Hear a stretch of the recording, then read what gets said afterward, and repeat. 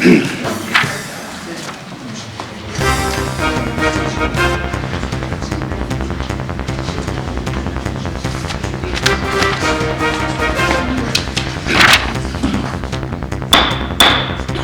right, ladies and gentlemen, we'll go ahead and get started here this afternoon.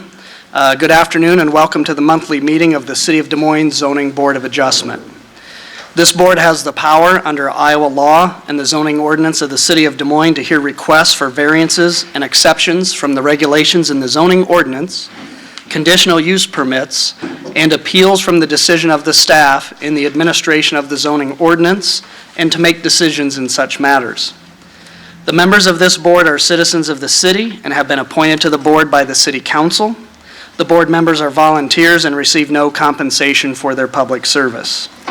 I'll go ahead and take a moment here and introduce the board and our staff members here today.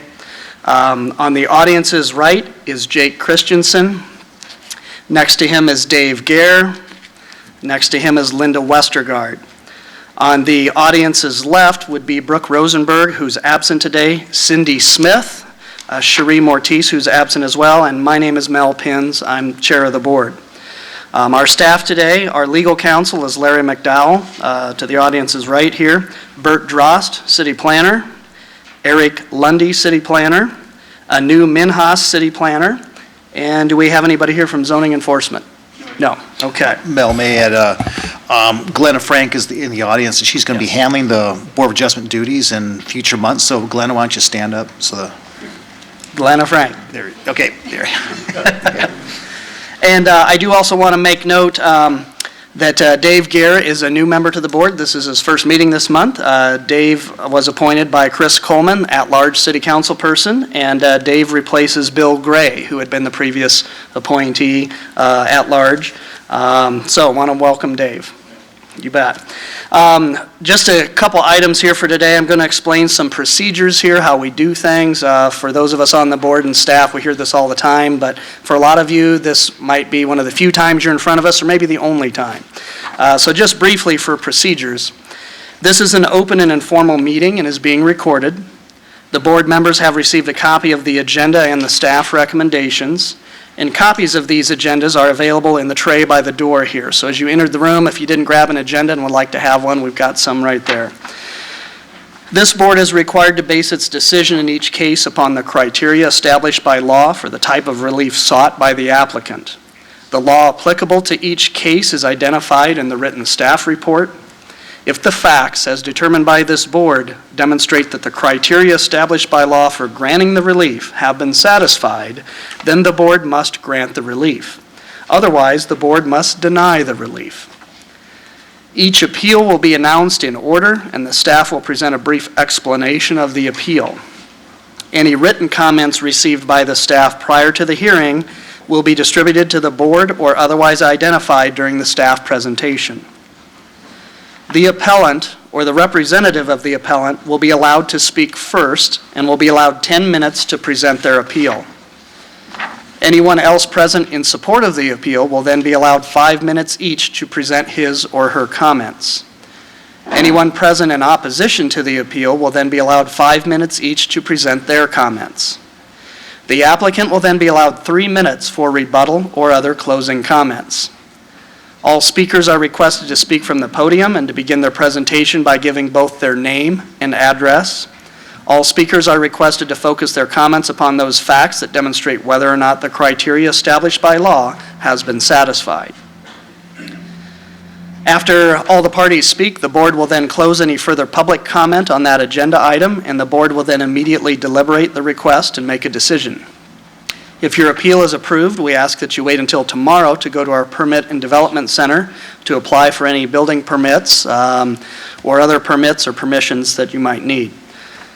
Items listed on the consent portion of the agenda will not be individually discussed. We will consider them for approval in accordance with the recommendation in the staff report, and unless an individual present or a member of the board requests that the item be removed from the consent agenda and separately considered under the public hearing agenda, we will again vote on that consent item as a block for approval.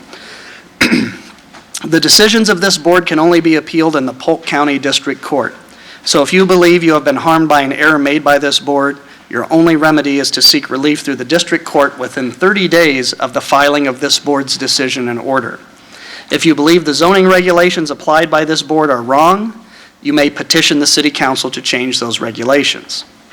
All material written or otherwise used today as part of any presentation will become a permanent part of the record and will not be returned. And just for some clarification on the number of members, we normally have a 7-member board. While it's always great to have 7 members here, every once in a while we have maybe an absence or something that comes up. Today we have 5 board members here to start our meeting off. After about 2:30 to 2:45, we will have 4 members. For any item that has special use permit or any kind of appeal that you're asking for, it always takes 4 members on this board to say yes. It's not just a simple majority of those present. It will always take 4.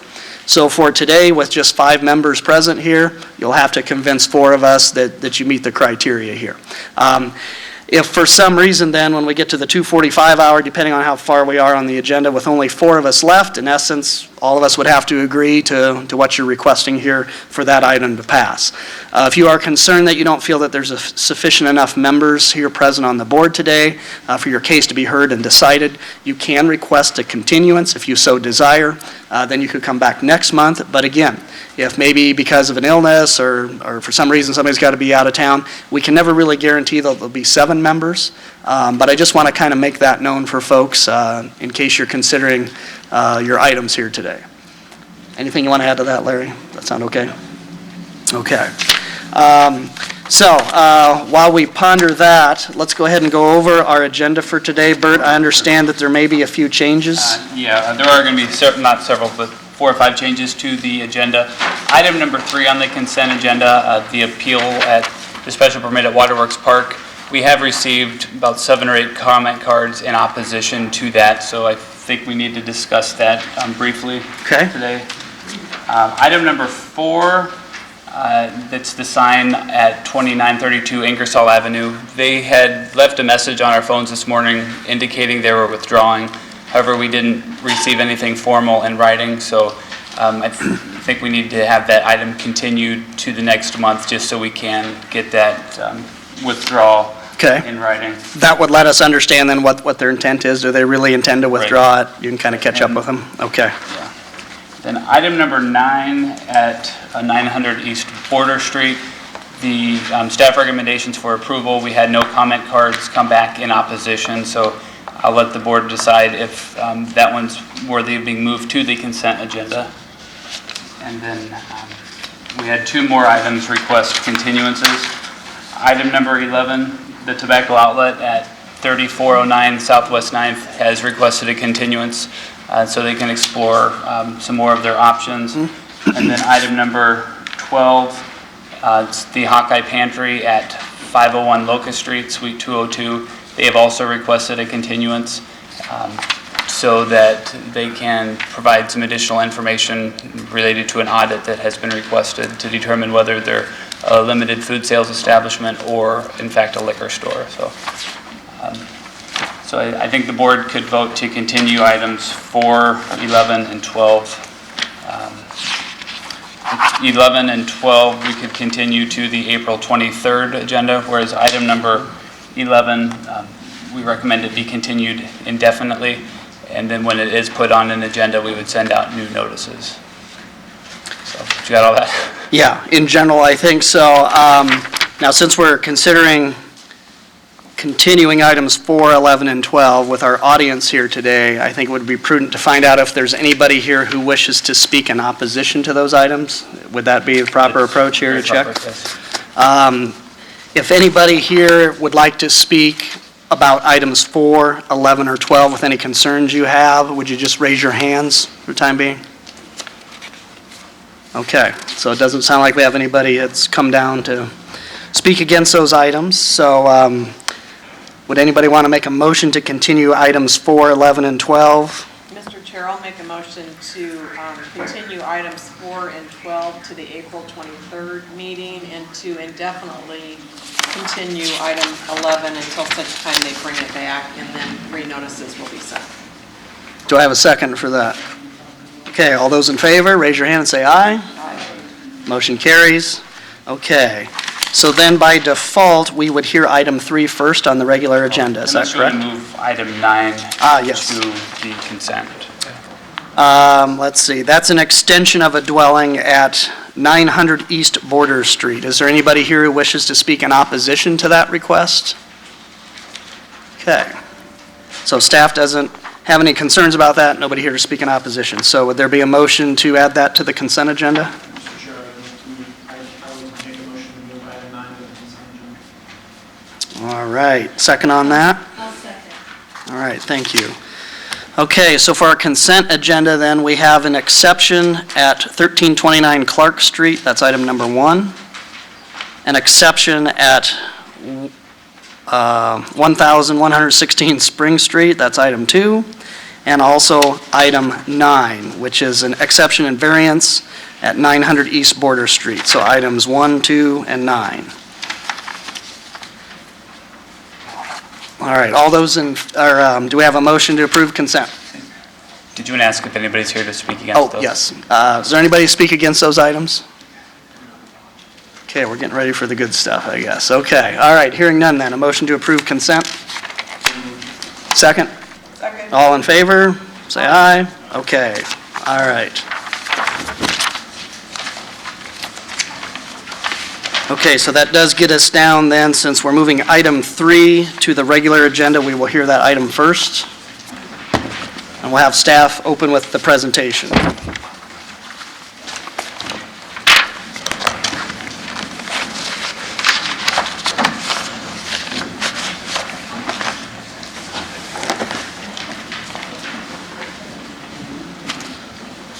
Yes.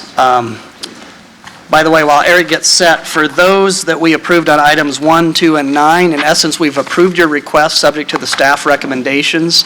So in essence, you've got a green light, but you still need to check for any appropriate building permits or other compliance you need at the Permit and Development Center. So if you were here for those items 1, 2, or 9, you are free to go. Thank you, Linda.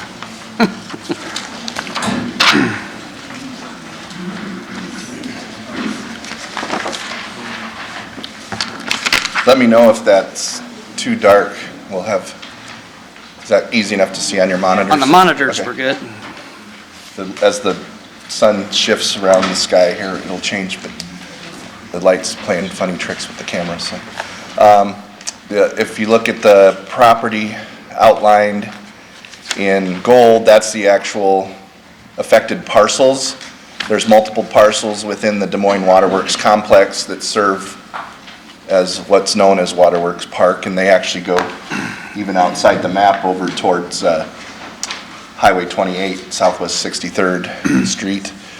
But the particular area in question is really this area in the gold, and even more specifically, you should note that there's a blue line here representing the difference between the floodway and the floodplain area. That's based on zoning that was put into place, given federal insurance rate maps back in the 70s and 80s. What we know now is that the actual flood impacted area is a little different than that, but some of this area that's being proposed for this use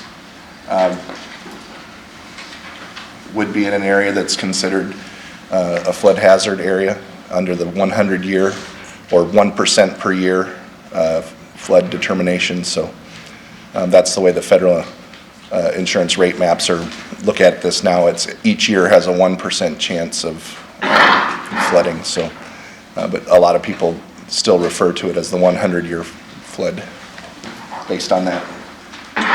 The area we're talking about, you would access coming in through the driveway system off of George Flagg Parkway, and there's a drive system here where you come in and then it loops around.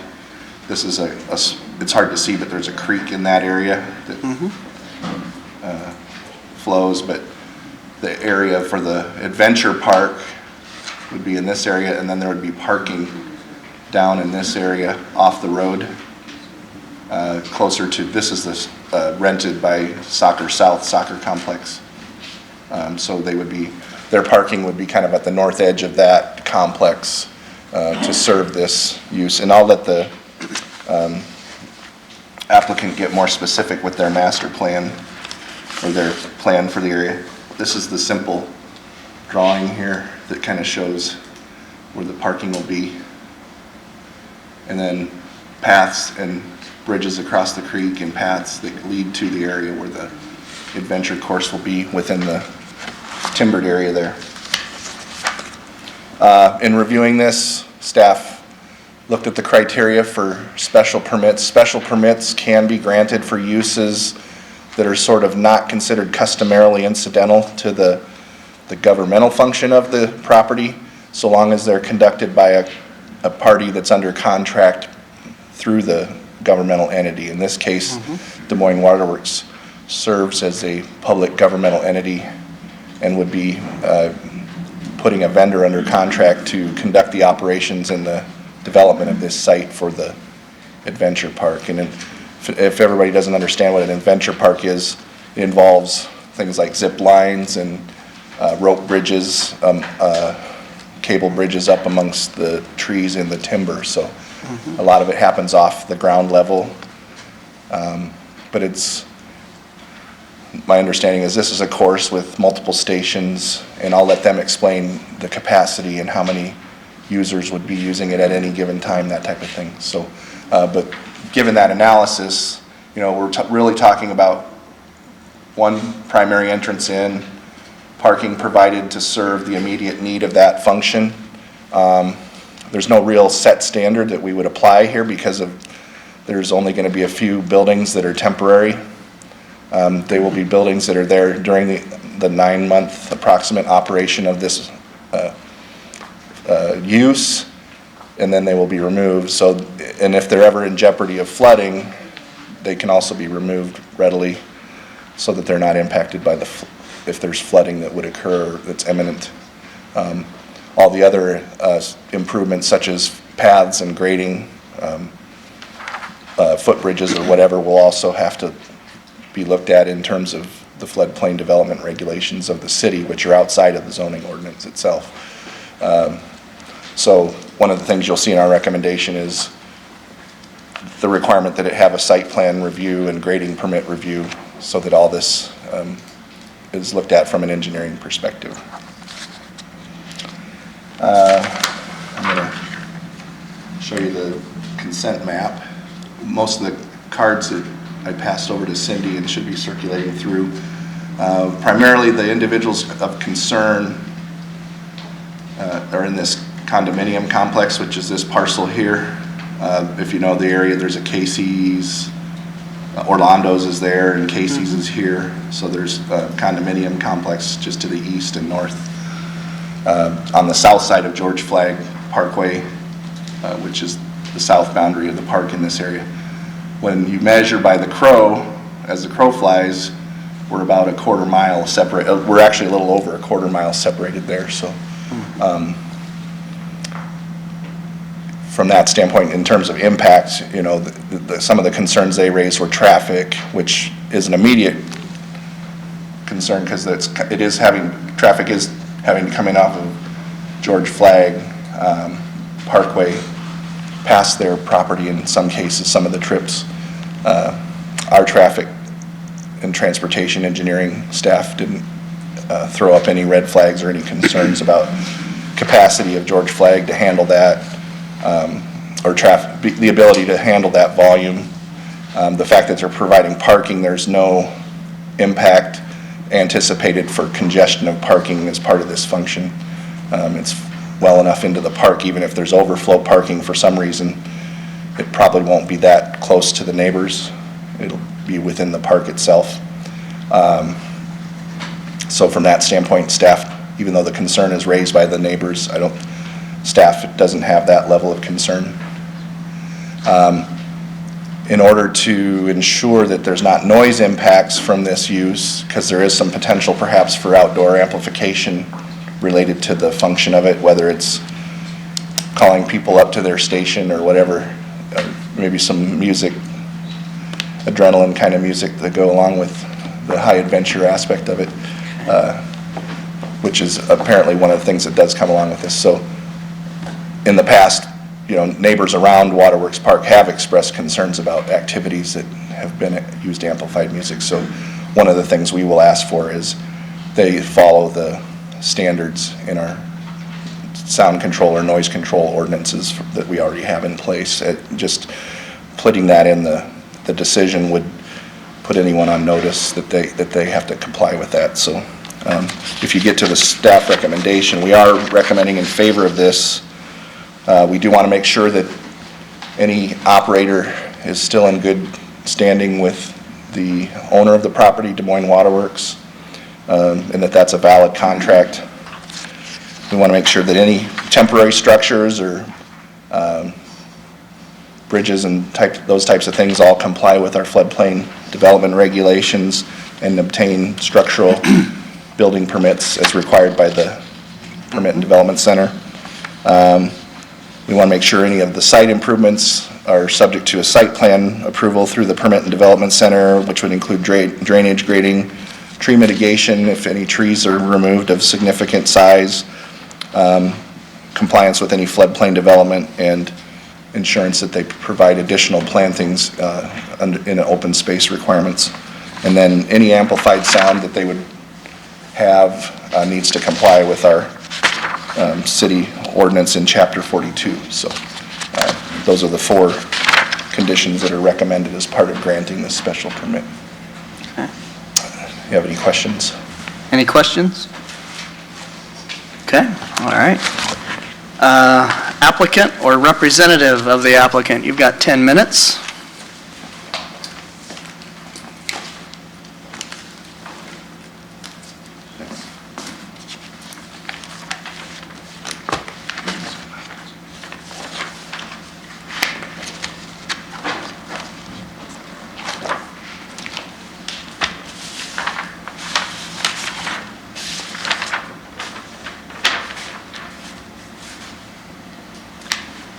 Great. Chair, board members, greatly appreciate your time today. My name is Mike Bell, B-E-L-L. I live at 701 53rd Street. I'm here on behalf of Waterworks Park.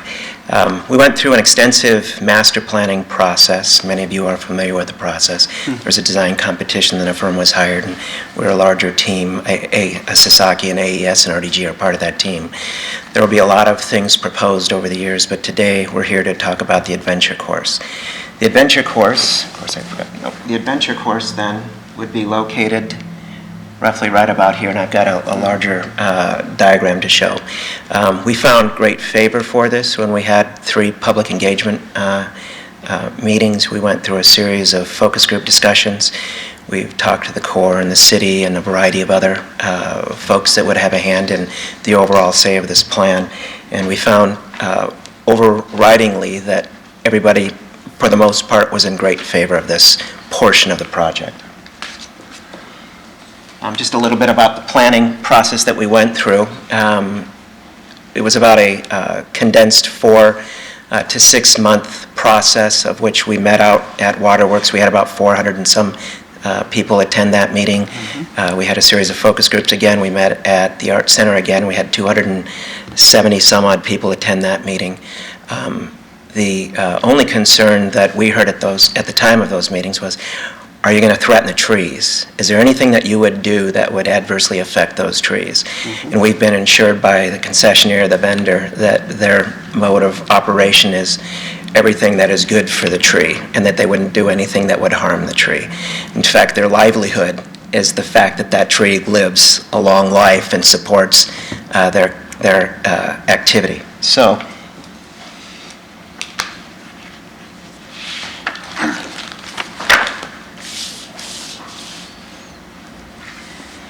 the plan right now, sorry for the bend, is that, one, this gives us an opportunity to not only provide good access to this portion of the park, to this aerial adventure course, but it also serves secondary access to those sports fields to the south. There are 4 recommendations by staff. We absolutely agree with all of those recommendations and intend to live up to those recommendations. The one piece, the noise, I didn't know when we were designing this thing that we're going to have loud music over the system. That's something that I'm not sure that we're promoting by any means. I would say, though, that there is the need to say, not contestant, but participant number 4, your time is up, or those types of considerations. It is an area that could potentially hold somewhere between 100 and 120 people at full capacity. We are providing parking that would accommodate that and overflow for that. We are providing circular walks so that the course not only starts at the tree elevation, but when you walk out of your car and you walk into that experience, you feel like you're into this adventure. And so the trails and the signage will be something that will be looked at closely when we look at this plan. I'm not sure, we're not going to dig for this. We've got pictures of what Area Adventure looks like if you're interested, but that's all I have to comment on right now. Any questions of me? Yes. Any questions for Mike? I just might have a couple here, Mike. Will you have any kind of enclosed buildings or any shelter buildings? Yeah, we intend to go through building and fire to take a look at our options there. Right now, we're looking at rolling something in, rolling it out. There is an issue with whether it's a 6-month window or a 7-month window, and that's something that we need to work through. Right now, we are working to get our concessionaire under contract, and so understanding what those specifics are, we're working through that process. So you might have something temporary that you bring in That's for a correct. while. Would bathrooms or latrines be the same way? That's correct. Okay, so you're not looking, at least at this stage, at any permanent structures At this stage. at this stage? So you'd probably have to come back to us We again? will, Okay. may have to come back to at some point. Okay, and when you're, I guess I would say you're probably going to have some events, maybe you have competitions there, maybe a corporate office would bring a group out there to do this. When you don't have planned activities there, would the course be open for the general public to use? Yes. Okay, all right, so it's an improvement there that anybody can use per se if they would want to? Yes. Okay. Any other questions? I just have a quick Yep. question. It looks like I know that the park's very large and there's lots of ways in and out, but essentially what you're saying is that the only entrance would be off George Flagg Parkway. There wouldn't be an entry point off of Park Avenue? At this point, no, we've not drawn that. There is a developer to the west, you can see it, is working hard to improve their property. The question might be, is there a way that we could somehow bring access through their property that would enhance their property, enhance ours? But that hasn't even been drawn yet. Right. Okay. I was wondering what the arrow's going both ways. Okay.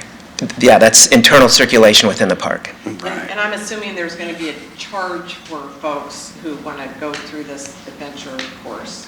I would assume, I don't know what that'll be, but I think they're trying to make some money off of this thing, so. Right. Because Mel mentioned general use, so Yeah.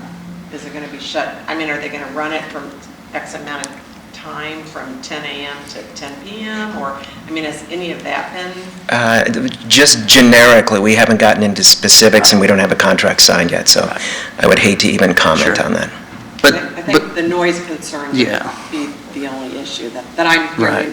The traffic I understand, but I'm not sure that it's going to be significant enough that it would impact the Right. surrounding neighbors as much, but maybe the noise. but in general, the trails and the loop system, if there's not a planned event going on, that would generally be open if I want to come out there and string between the trees on the. Yes, bridge. there would be a small charge for you and your family to come out there, but There there would be, yes. Oh, okay, so you have to have a monitor out there Yes, during the yes. day? Okay, gotcha. And Mike, we did have some comment cards that showed some concern, and I know that when a lot of these cards go out, as well as the staff tries to kind of explain what's going on, Waterworks is a big facility. Yep. And this doesn't look that it's very close to those folks, but to your knowledge, do you remember, was that condominium association or any residents down that way involved in the public meetings or the master plan? I can't speak specifically if I remember Sure. I know that's a lot to participants ask. that lived at that. Yeah, I just don't recall that. Okay. I would say this, too, that the area in question, it's about 5 or 6 acres. Waterworks Park is over 1,500 acres. Right. Yeah, this is kind of the back loop. And there is a reason why here and why somewhere else. When we did the analysis, there is very little upland forest that can support this type of structure. Okay. This happens to account for much of that upland forest. So Yeah. it is at the skirt and out of the floodway. Okay. Good to know. Great. All right. Thank you All very right, much. thank you, Mike. Okay, is there anyone else who would like to speak in support of the application?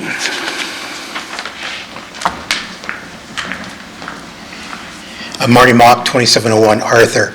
I had the privilege of serving in one of the focus groups and was able to see this up close with all the details. I did enter that focus group a little concerned about the effect on the trees, the effect on the ecology and that, and came away totally convinced that this is a very positive development. I think it'll be a great addition to the whole Waterworks master plan as they're planning it. This is only one small part of the master plan.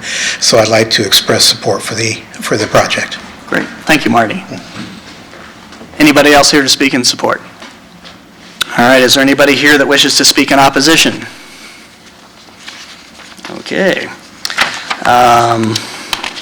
I guess hearing none, anything further from staff? Okay, all right. Well, then we'll close the public portion of the presentation and go to board deliberation. This is where it gets fun. So, any thoughts, comments? This is where, as colleagues, we Mr. Chair, I use that. discuss. Just about 4 times a week. I think that based on the distance from the location of the proposed adventure Mhm. course to the adjacent neighbors, I don't think they would have even been in the notice provision anywhere close at the parcel of the actual parkland so far. So I'm very much in support of the use of parkland. Excellent. You have your microphone on, Jake? Okay. That was an eloquent statement. Okay. Anybody else? Any other thoughts? How about a motion, Jake? Mr. Chair, I would move item 3. I'll second. All right, all those in favor, say aye. Raise your right hand.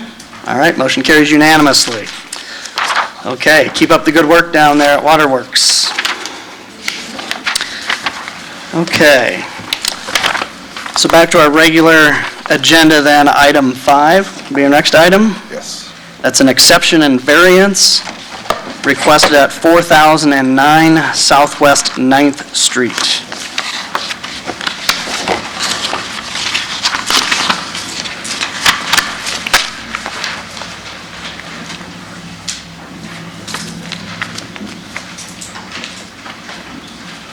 Thank you. I read them earlier. Mr. Chair, members of the board, I'll preface this, that we don't have Sue, our enforcement officer, here today, so if it gets to the point where you're needing more information than I can provide you about enforcement, I would suggest then you would probably consider tabling it for another meeting in order to get that information. But what I should point out is this is in a C1 area. The use of a duplex is not something that's prohibited in C1, it's allowed. So what you're looking at is the standards necessary for a duplex, which, or actually in any other commercial building from a front yard setback perspective.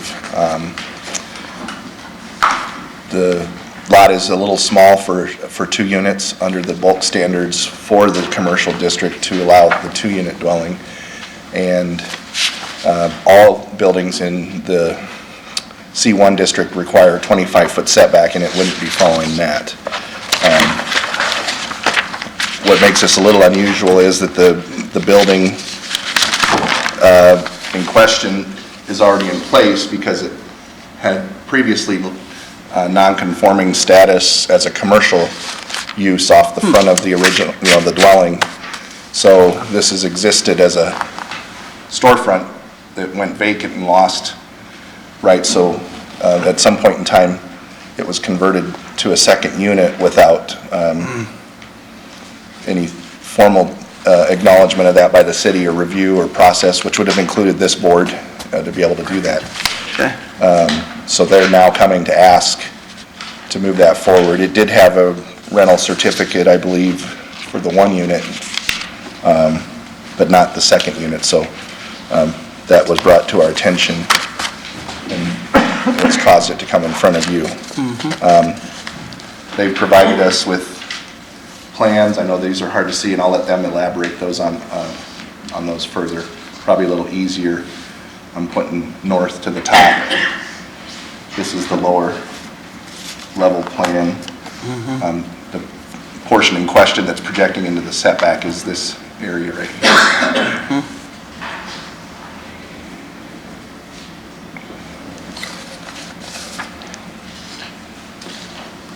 And then this is how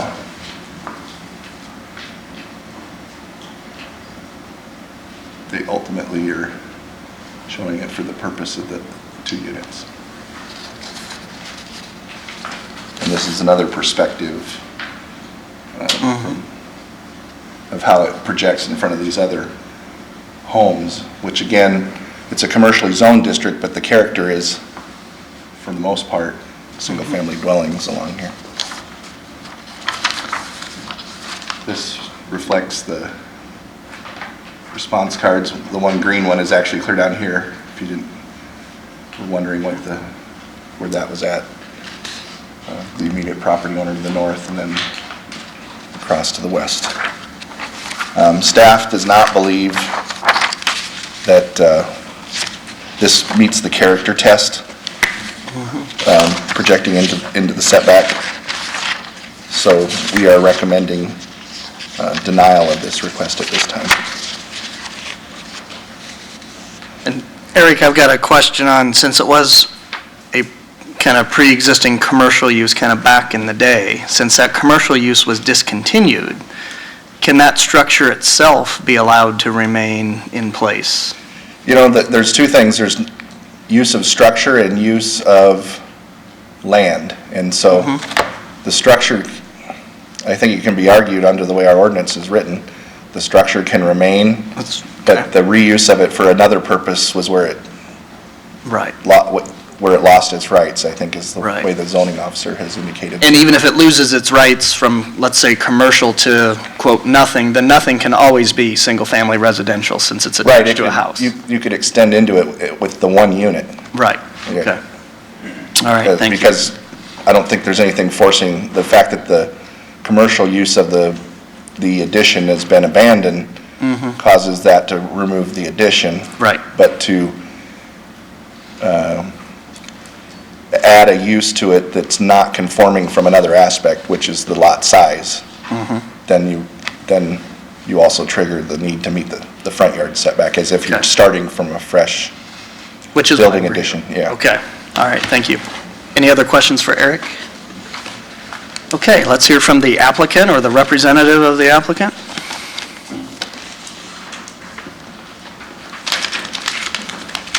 Thank you, sir.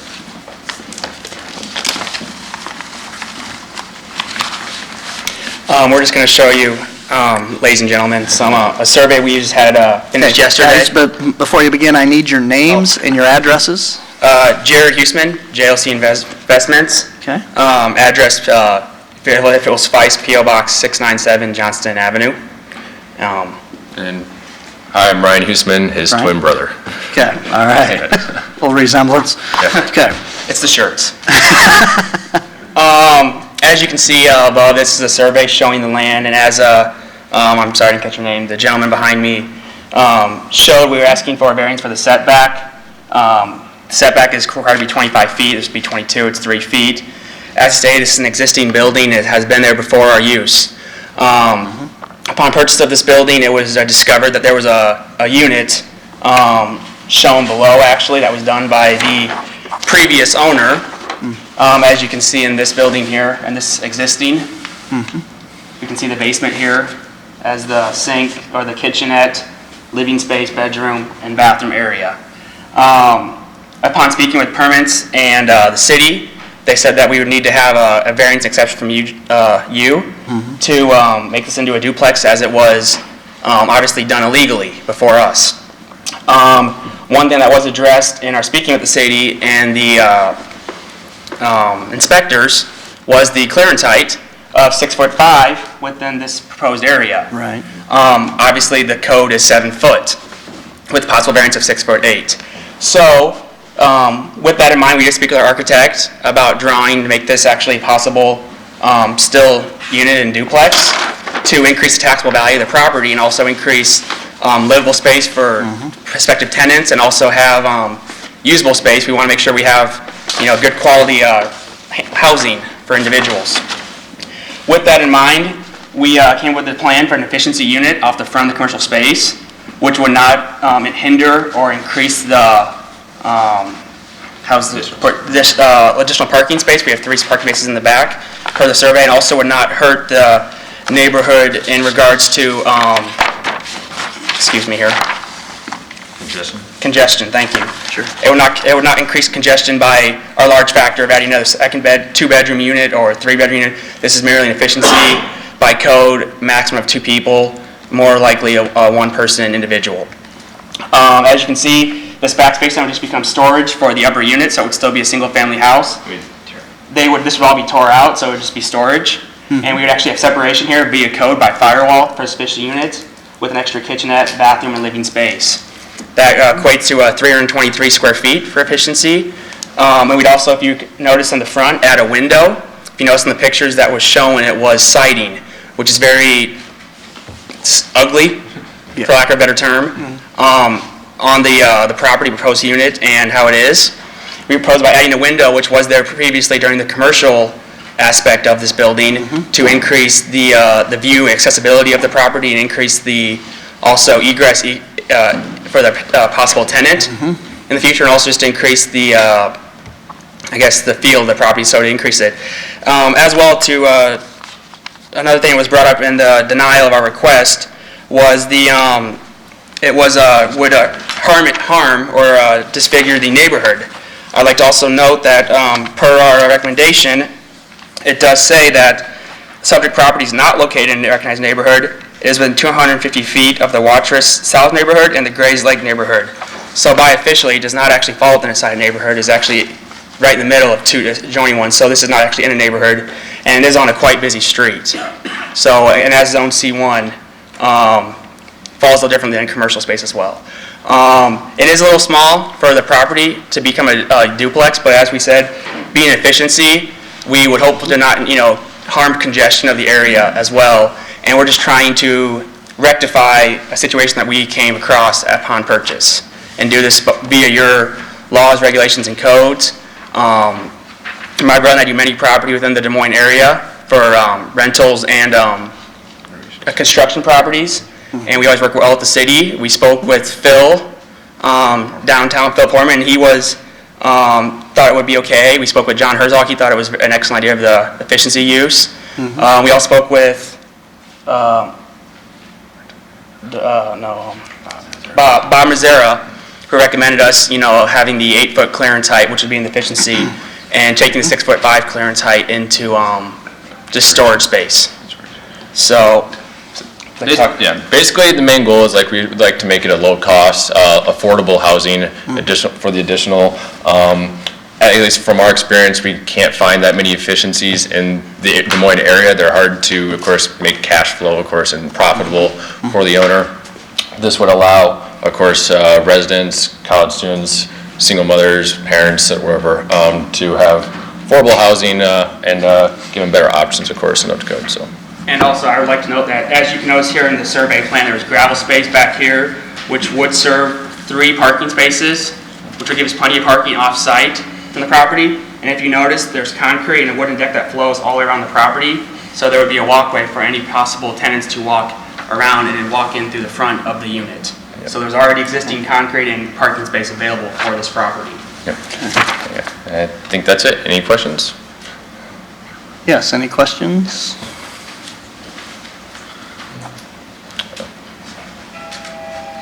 I would just have a brief one for, a couple just brief ones for you guys. You mentioned something about your experience. Do you have some other rental properties here in Des Moines? Overall, I don't know the exact amount right now. We're up to about 20 property, I think 30 to 40 units. Yeah. All right. We're looking at talking to Brian Ellingson, if you ever know his name, who has 10 duplexes on the south side as well. Okay. Next week, even about adding more to our portfolio. So we got 2, actually we have 2 other properties just within 2-3 minute drive from this. Okay. So you've got some experience. And this, yes. You have enough properties when you don't know where they're all at, you've got some experience. Yes, that's easy. Yeah, next to them.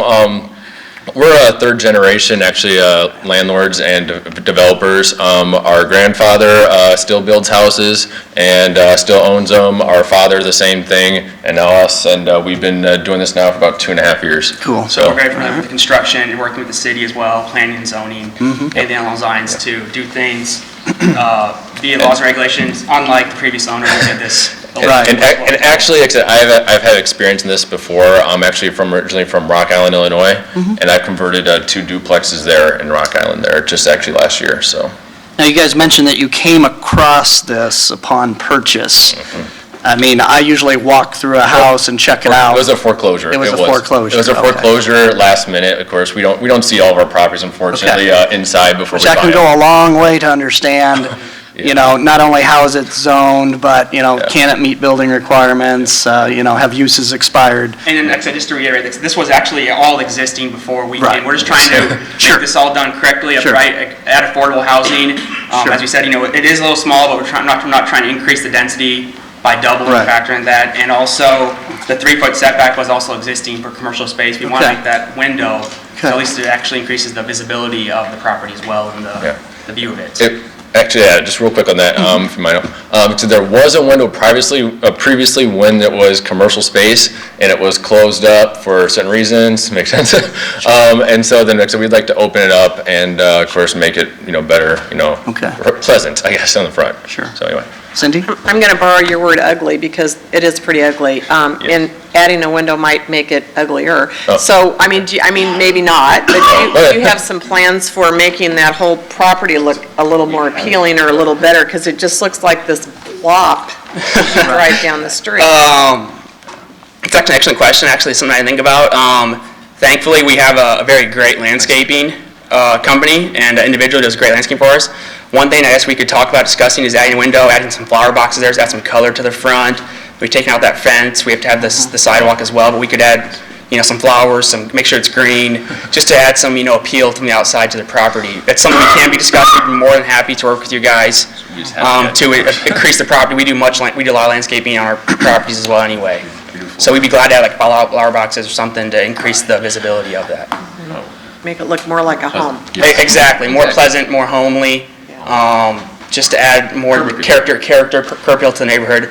Like I said, we do a lot of, I guess you can say, flipping of homes, so we understand making property nice. Speaking of that, I'm just curious, I just got to put it out here. For all the money that it looks like that you'll need to put into this, even if you're approved for this, why not take that money, or probably less, and just tear that thing out and then rent the house as a true single-family house? And you probably get more for the main unit of the house versus dividing it up into 2 and then...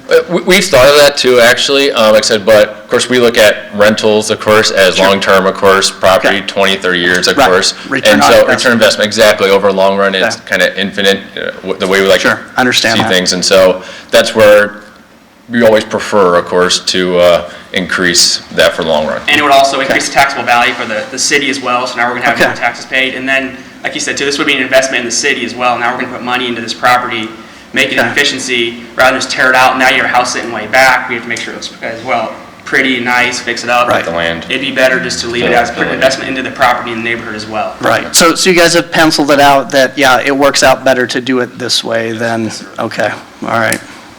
At least for our end, at least our numbers. Sure, sure.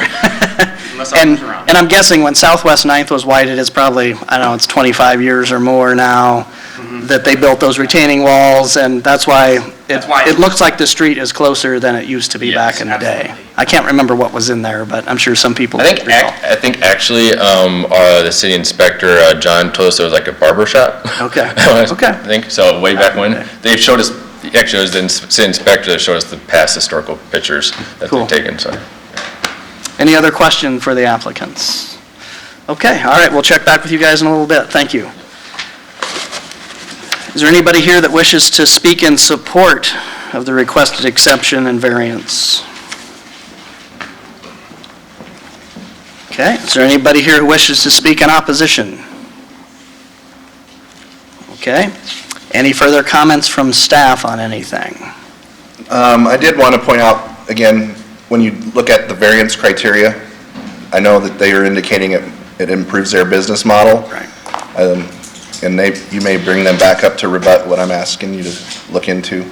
But I think they really need to demonstrate that this couldn't be just kept as a single family and still get a financial reasonable return under the way the variance criteria are written. So when staff looked at this, we didn't see any evidence that really precluded a single family rental from being a viable use of this property. It would have not required this relief in that instance either. So at this point, we're still not able to, understanding where their motivation is. Sure. We don't think that meets the variance criteria, so. Okay. All right, thank you, Eric. Just for the applicant's benefit, if there's, since Eric spoke, is there anything you guys want to reply to, just very briefly?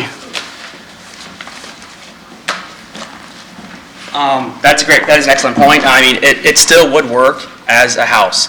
It would just be about 600 square feet now of dead space in the basement for storage as a very large basement. Yep. But again, this is an investment in the community, in affordable housing, in doing it right, and doing it up to code, all be the same. So this is not so much about us making money as well. We can start and sell as a house and just have a lot of extra space. This would be an investment in the city to increase affordable housing and better housing in the area.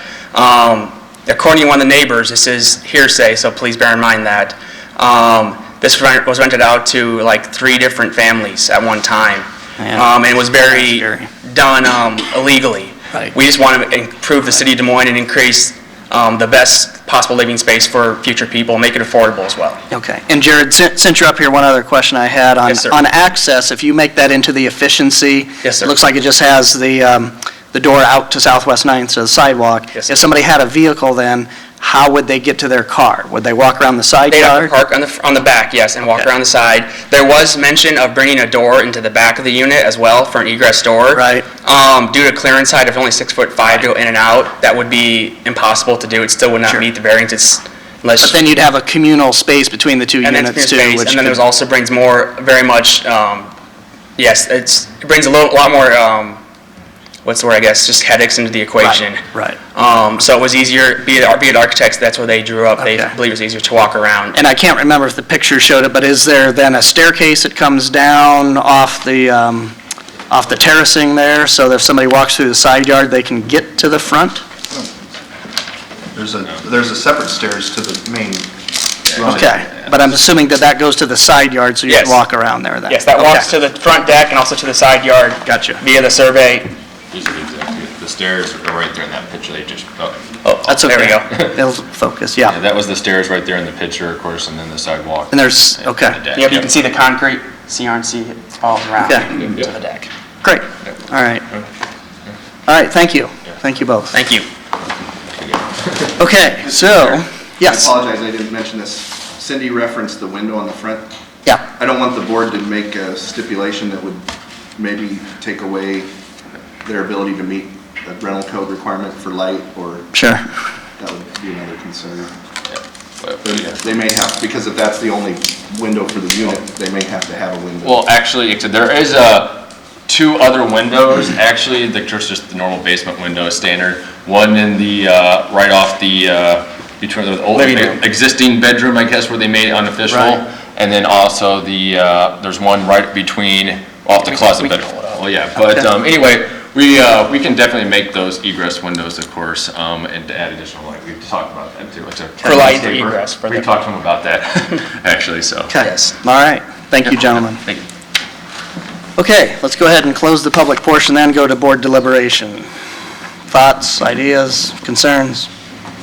I would move staff recommendations. Let's second that. Okay. No big discussion here on this so far. I kind of wish that it just wasn't there, so you guys didn't have to worry about it. I'd love to see you work with the city and get rid of it and have the city fill that in with the rest of that retaining wall, but I don't think we have those abilities here.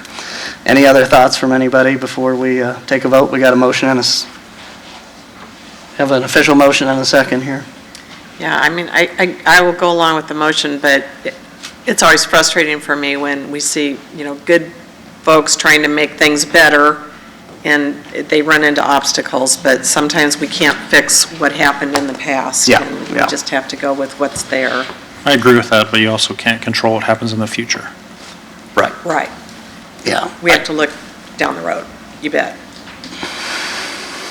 Okay, we've got a motion by Linda, a second by Jake, to deny the requested exception and variance. All those in favor of the denial, raise your hand and say aye. Aye. Okay, this isn't against you guys. You win some, you lose some there, but if you can get that converted to a residential, or maybe just get rid of it would be great, but I do wish you well with the property. Okay, moving forward. Item 6 is a conditional use permit request from Drake University at 2700 University Avenue. Mr. Chair, members of the board, this request for the conditional use permit would allow Drake University to use their Drake University Alumni Relations Building as like a reception hall for small events and public meetings. It would allow allow a liquor license to be issued for this specific property. Right now, alcohol's been permitted to be served on the premises through third-party vendors that are holding the liquor licenses and transferring them to this facility. But this request would allow the liquor license itself to be issued to this specific property. The subject property is located on the south side of University Avenue at 27th Street. It's was built as single-family house that's now occupied by the Drake Alumni Office. Here are a couple photos. It's about 5,500 square feet, so it has some office and some meeting space where the receptions and meetings are held. Staff has recommended quite a few conditions of approval. We feel that if enough limitations are put on this, that it would be an appropriate location for this type of use. The first condition is that they need to take care of a zoning issue. Last week we were made aware that back in 2000, this property and actually a 4-block area on the south side of University was rezoned from R3 to a limited NPC district. And one of the zoning conditions at that time prohibited any use or any business that has a liquor license. So in the past, the reception hall where the events were catered in, that is a permitted use, but now that the building would become the licensed establishment, they do need to get that zoning condition lifted, and that will require a public hearing at the Plan and Zoning Commission and City Council. The second condition we've recommended is that any sale of liquor, wine, and or beer only be ancillary to an assembly reception hall use that's for private events sponsored by Drake University or the Drake University Alumni Relations Office. That would just prevent anybody from coming in and having events. For instance, if Drake would sell the property, chances are this would go away then. It's not like Drake could sell it to somebody who could use the building for a bar. 3 and 4, we've recommended that the sale of liquor be or end by 11 p.m. and any events end by midnight. And then the 5th, we've recommended that any sale or service of wine and or beer be limited or be in accordance with the liquor license issued by the City Council. The rest of the conditions I won't go through are just the standard conditions. Bert, actually, I wouldn't mind Sure. referencing a couple of them. On item 6, Yeah. can't occur outside the confines of a fully enclosed building. They've got a nice porch there. Could they have wine on the porch during their Drake alumni reception? If you want to revise that condition Okay. to include that, I don't. But again, that's your standard Right, language. it is standard. And For item, noise, I guess, we'll probably stick with the recommendation Okay. for keeping it in the building. Okay. Just, I just wondered if you had truly thought that Yeah. through about, I can understand not being out in the yard, but is the porch Right. part of the structure, or is that considered outdoors? yeah, if the board wants to allow them to have alcohol on the porch, I would recommend you change. We can talk to the applicant about that. Item 10, the second sentence says, "The entire site shall be landscaped and illuminated to minimize hiding places." I don't know if I want to put lights all over the house. Is that standard language again? That's for parking area. Yeah, that's just for the parking Okay, but it says the entire site shall be landscaped. So, and again, I know you're using standard language, but I just don't want them to think they have to put lights up. Take that second sentence off. Their parking, they don't actually have any parking on this property. They would be using the Drake parking lots to the Okay, east and then on-street parking as well. And there's also Drake. okay. And we can talk to the applicant about that. I just wanted to see if you had any concerns with that intent. And no drive-through windows, obviously, for, okay. Great. So, okay. Any questions for Bert? And, Oh, I'm sorry, I didn't mean to cut you short there. We just had one card come back. I Okay. did speak, I had emails from the Drake Neighborhood Association agreeing with staff recommendation. I believe somebody will be here to speak to verify that. But Okay. any questions?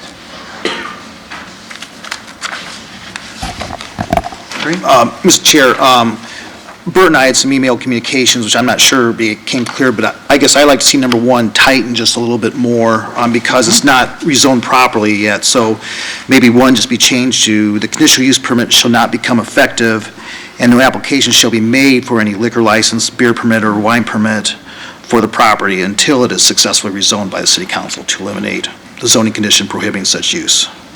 So just to clarify, the conditional use permit doesn't actually come in effect until it's properly rezoned. So even if we approve this and sign that decision in order, we could have that caveat in there? Yes, yeah. And that kind of controls the pace then? Yeah. Okay. All right, very good point. Anything else, Eric? Or Bert, sorry. That's all I have. Okay, all right. Okay, applicant or representative of the applicant? Do we have somebody here from Drake that would like to present?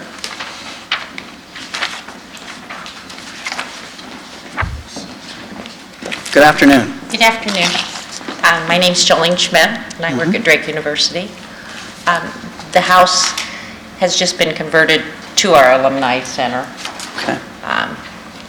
and it's across the street from University, and we understand our liquor license is on the north side of University and not the south side. We would like to have alumni events here, and there will not be that many events. I also have another person here who actually is in charge of this house, and he can probably speak to the number of events because I think that's the concern.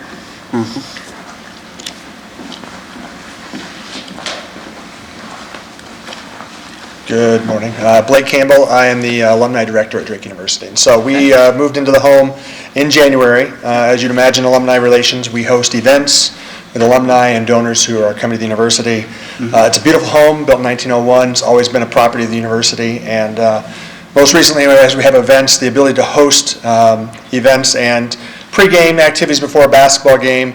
We certainly don't have the resources within our budget to be hosting alcohol, providing alcohol to individuals. So the need for us to have a liquor license and learning that it does not extend across university, obviously provides us the opportunity, the need to be able to have those. Sodexo is our on-campus catering company. They're the ones that always execute all of our activities, events within the house, and so they would be the ones who are responsible for all sales, take on all of responsibilities and liability for the execution of a liquor license, and so respectfully ask that we move forward with the process to both rezone as well as acquire the license so we can carry forth probably no more than 1 to 2 events per month.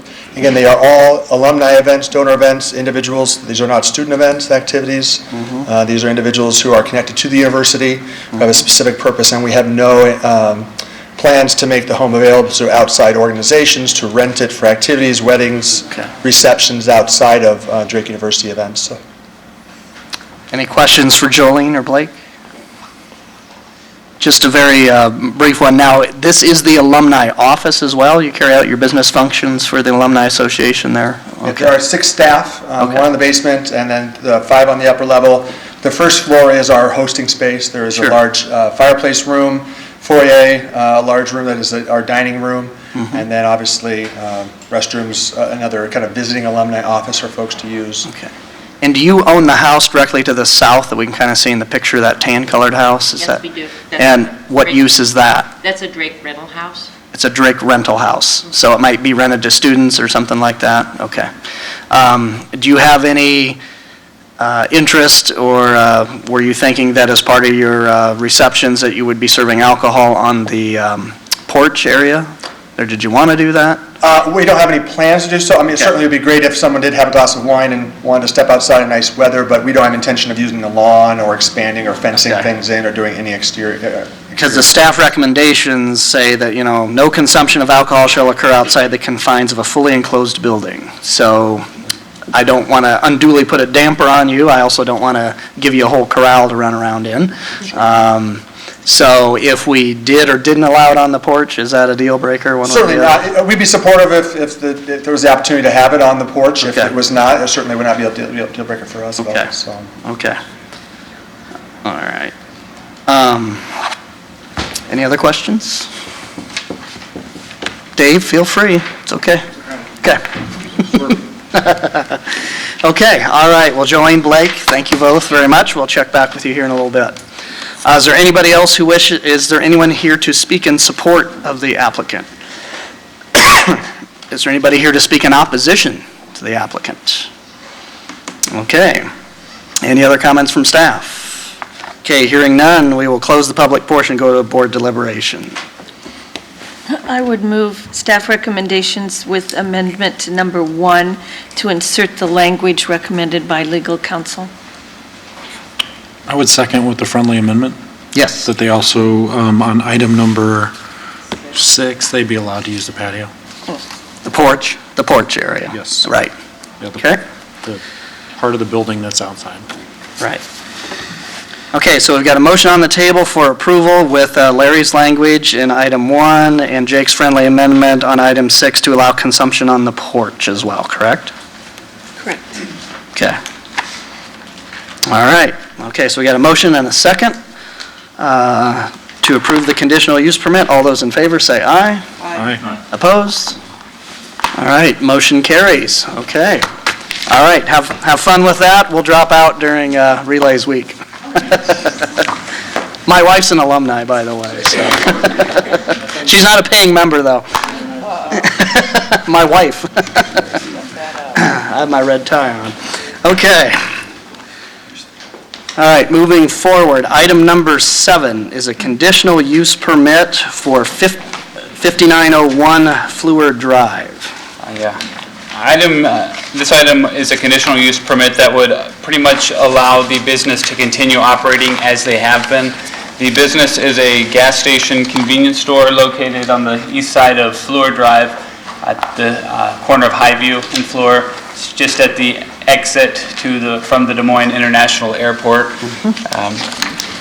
As this board's well aware, in recent years, the City Council has revised the liquor regulations to require these types of businesses to obtain conditional use permits for before any new liquor license can be issued after January 1st of this year. So the conditional use permit would still continue or require this building to continue to keep their sales of alcohol and tobacco products to under 40% of their overall sales. Here's a photo of the picture. You can see it's a Phillips 66 brand of fuel, but the convenience store itself is called Mini Mart. They have a car wash on the property. Here's another photo of the site from another angle. That's why you need a bigger site plan in today's environment for gas delivery, right? And then here's just the floor plan that they submitted. Shows the counter and then the liquor being in a room right next to the register. Then the consent map, just had the card from the neighbor to the north in support, and then another card from the Southwestern Hills Neighborhood Association saying they weren't objecting. Staff believes that they have demonstrated the criteria necessary for granting this conditional use permit. Since it was an existing business with a liquor license before July of 2012, they are not subject to the separation requirements. However, even if they were, this site does meet those separation requirements. I'll just point that out. So we have recommended approval. I'll just go through the first few conditions. One, that any sale of liquor, wine, and or beer shall be only ancillary to a gas station convenience store use within the existing 1,456 square building, and no more than 40% of the gross receipts shall be derived from alcohol or tobacco products. And then the rest are just the standard conditions. So, are there any questions? Okay, all right. Thank you, Bert. Okay, applicant or the representative of the applicant, if you would like to speak.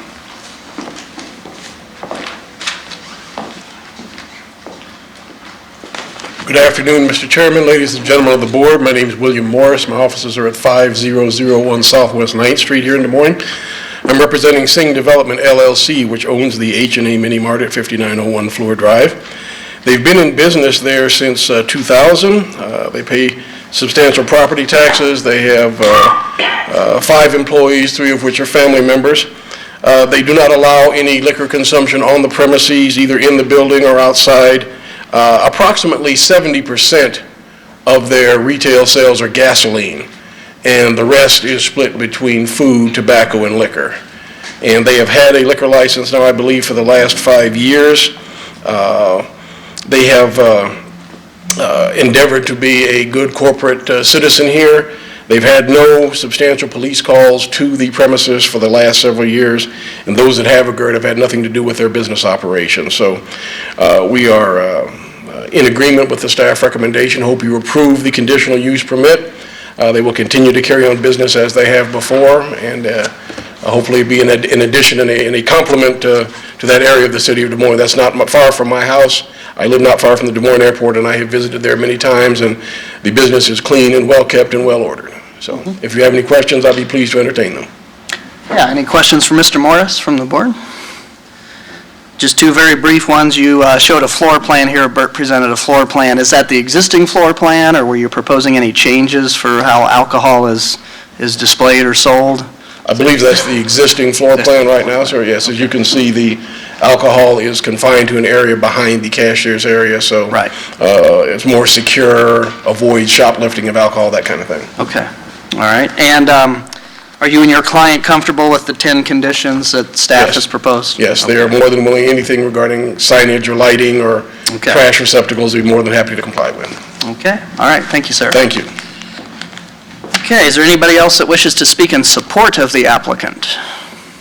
Is there anybody here that wishes to speak in opposition to the applicant? Okay, any other comments from staff? All right, hearing none, we'll close the public portion and go to board deliberation. I would move staff recommendations. I'll second that. As Mr. Morris said, it is a clean location. I drive by there a lot, stop in there once in a while. When I return a rental car to the airport, I always get my gas there. It's a well-run facility and looks pretty good. You guys are one of the first businesses people see when they come to the city of Des Moines from the Des Moines Airport if people fly in. So keep it looking good there. All right. Okay, motion second. All those in favor, say aye. Aye. Opposed? None? Okay, motion carries unanimously. All right. Thanks for coming in today, and for any renewals or anything else you need, you can check in with Bert or Eric, but I think you're good. All right. Item 8 is a conditional use permit for 145 University Avenue. All right. Item 8 is actually the same people. Another location at the corner of University Avenue and 2nd Avenue, so it's just catty corner from the Mercy Medical Center campus and just west of the Des Moines River. The subject property this property sells the BP brand fuel and also has a convenience store. Here's the floor plan that was submitted. It's not quite as detailed as the previous one, but you can see the counter here, and then the liquor area is in this little area just adjacent to the cash registers. Here's the photo looking from the Burger King parking lot across the street. So you can see that this is also a fairly clean business. And the consent map we did just had that one card going around. Similar to the previous item, we recommend that they meet the criteria necessary for granting the conditional use permit, since this was an established business with the liquor and beer permits as of January or July of 2012, they technically weren't subject to the separation requirements, but even if they were subject to the separation requirements, the site does provide the minimum separation distances. So we've recommended, subject to the same 10 conditions as before, only this time the first condition limits it to the 2,581 square foot existing building. So I won't, for the sake of time, I won't go through the rest. Okay. Any questions? Anyone? Okay. All right. Thank you very much, Bert. Okay, applicant or representative of the applicant.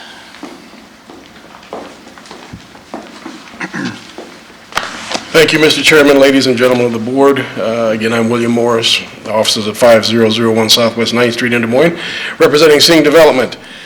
This establishment at 145 University, my clients have owned that since 2005, I believe, so it's about 9 years. They pay substantial property taxes there. Similar to the operation on Fleur, approximately 70% of the retail sales of this facility are gasoline. The other 30% are food, tobacco, and alcohol. They are open there from 6 a.m. to 12 midnight, except on weekends when their hours are extended to 2 a.m. They've had a liquor license there for approximately 7 years. They do employ 2 employees as well as 2 family members that work at the premises.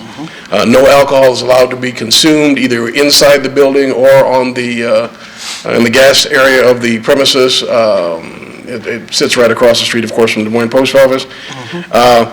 In conversation with a local Des Moines police officer, I have spoken with the police calls that go to that facility, most of which are not related to the business. They're people who would drop off or pick up children for child visitation. Somebody has a flat tire. They arrest somebody there for shoplifting down the street or something like that. So while the numbers may look fairly substantial, most of them are not, do not have anything to do with my client's business operation. Of course, we're here to answer any questions you may have. Of course, my clients are willing to comply with any and all staff recommendations regarding signage, lighting, trash receptacles, and cleaning of the premises. Questions for Mr. Morris? Just, we can assume that the existing space that they use now for these beverages and such won't change. That is correct. All right. All right. Thank you, Mr. Morris. Thank you, sir. Is there anyone here that wishes to speak in support of the applicant? Is there anybody that is here to speak in opposition to the applicant? Okay, any other further comments from staff? Okay, hearing none, we'll close the public portion, go to board deliberations. Thoughts or motions? I would move staff recommendations. Second. Okay, we got a motion and a second. All those in favor, say aye, raise your right hand. Aye, opposed? Okay, motion carries unanimously. Continue the good work. All right.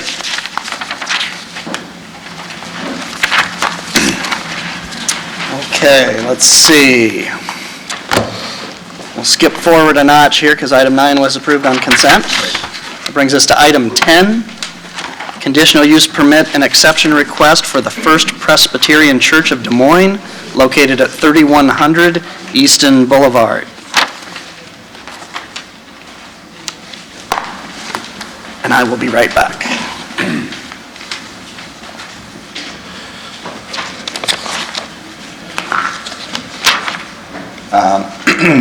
This is a reapplication, I guess if you want to call it that, from a similar request withdrawn in 2013. At that time, and the location is on Easton Boulevard between East 29th, East 33rd Street, is the kind of the 2 main north-south streets that you're probably familiar with it, the signals at those locations. Just east of the Bright Hospice, I guess that's the name of it, just to the west here. It's not on the map, unfortunately. And then Grandview Park, the historic entrance to that is just to the east, and then so there's surrounding properties that are residential in nature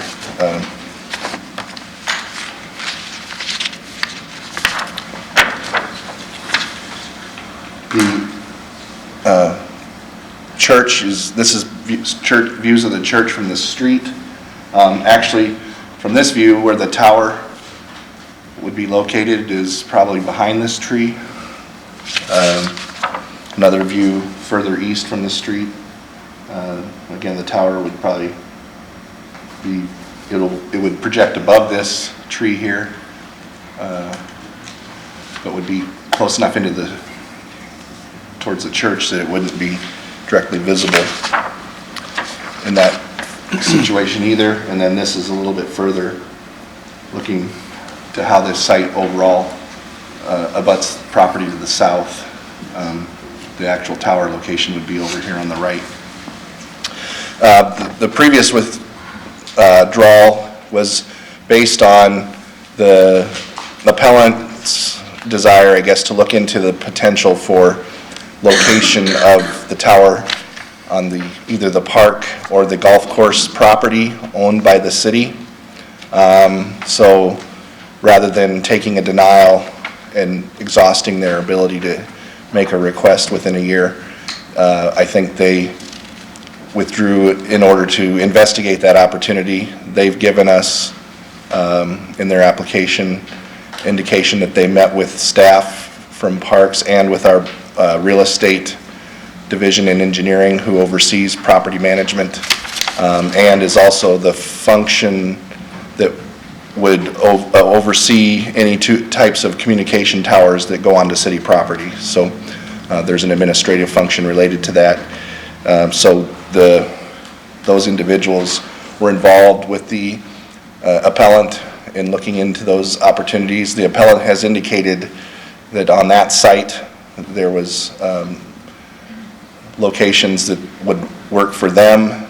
One of the locations that would work, my understanding is, in recent discussion with the Parks Director, the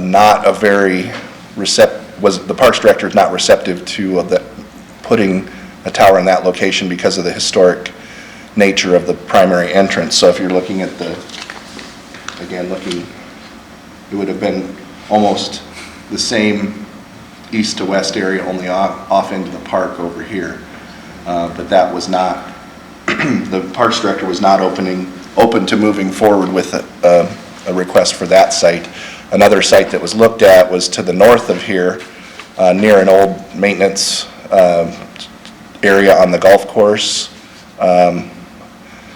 The appellant has evaluated that from an engineering coverage perspective, and that does not meet their coverage needs, and I'll let them elaborate on that. But they've presented, as recently as yesterday, propagation to support that. And the propagation is the engineering of the signal modeling that we request when we get communication tower requests. So for those that are new on the board today, to understand what we're talking about there. The other thing I should point out, this is a public sanitary sewer that actually runs in the property, which does provide a little bit of limitation as to where a tower structure can be placed. Right now I'm going to show you the tower is contemplated up in this area where the tip of my pen is, and then the equipment would be over here. And now I'll show you the general plan for that. Services would go down to Easton, electrical service to serve that, and a lease access. The wiring between the tower and the equipment area would be covered by a easement that would allow them to bury that connection or provide that connection. One of the concerns staff has is, okay, this is being proposed with a secondary co-locate, which is actually a criteria that we want additional carriers to be accommodated with any tower request. What's not being shown in the proposal is how that secondary carrier would be accommodated with ground equipment. We're satisfied with the proposal for the building type to match the church for the equipment that's being proposed. We would want any co-locate or secondary carrier to have an equivalent level of enclosure for that, or be housed within the primary building on the site, which is also an option from my understanding. So one of the conditions we're going to recommend is related to that concern. The other thing we should know is they are proposing a cross stealth pole design. So the main pole serves as the cell tower or communications tower.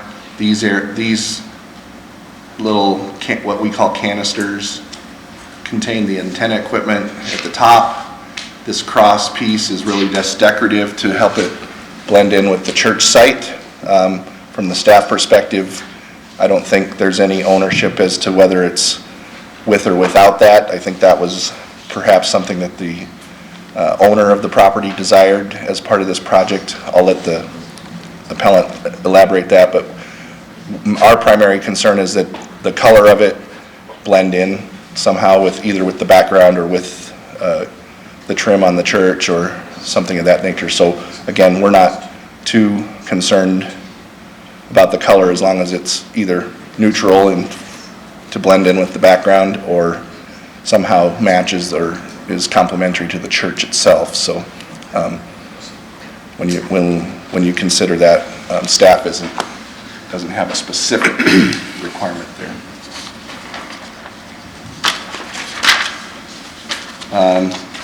I'm going to let the appellant explain their propagation. I've talked to some neighbors that have concerns about the generator equipment, the noise from that. It's typical to have a backup generator with these in order that service can continuously be provided during an outage. Right now, the typical is a diesel type generator that would kick in the event of a power outage. I've heard an expressed preference for natural gas. I think this site is served by natural gas. Again, staff doesn't believe the frequency is of enough frequency that it's going to be an undue hardship or impact on the neighborhood either way. But certainly, I think both options could be accommodated here on this site. And I'll let the appellant speak to that if that's something the board wants to consider there. You might also hear that there needs to be some thought as to where else it might be located on the site. Staff's preference is actually for it to be set back from the corridor, from the public view perspective. We believe it's going to blend in if it sits back closer to the church. I think you might hear from some neighbors that they would prefer to see it closer to the street and not be as close to them where it would impact them. So I guess that's just kind of a balancing act there as to what's the most appropriate, but I think the way it's been proposed here minimizes its appearance to the general public. So, which is from the staff perspective, we're looking out for the greater interest of the general public here with the character test. So, our preference is where the appellant has proposed it. Here's. Eric, speaking of the neighbors, can you show us to the north a little further? Do you have another? I only have the consent map, which yeah. I thought I had another aerial map okay. in there, but, okay. I got it. Thank you. So this is the hospice property here. The people on Thompson. These are undeveloped lots here. There's 4 undeveloped lots that I think were platted at a time which they had rights to build on it directly. They may, if people want to build on these, they may have to come back for some exception relief to get the flag lot allowance. Okay. Residences to the east. Again, here's the road coming into the park, Grandview Park. I believe the area that was considered from an elevation perspective was right up in this area. The Parks Director did not think that was appropriate near the historic entrance of the parks. Okay. All right. Anything else, Eric? Yeah, I was going to go over the conditions that we're recommending. We do recommend approval of this conditional use. We do want to make sure that the lease area can accommodate the additional ground equipment for a secondary carrier, either within the building or elsewhere on the site. And that would be an equivalent level of construction and compatibility as the proposed equipment shelter for the immediate carrier. We want their lease agreement, which I've actually gotten by email, a revised lease agreement that would, I haven't studied it close enough to make sure it meets this requirement, but we want to make sure that there's a lease agreement that will provide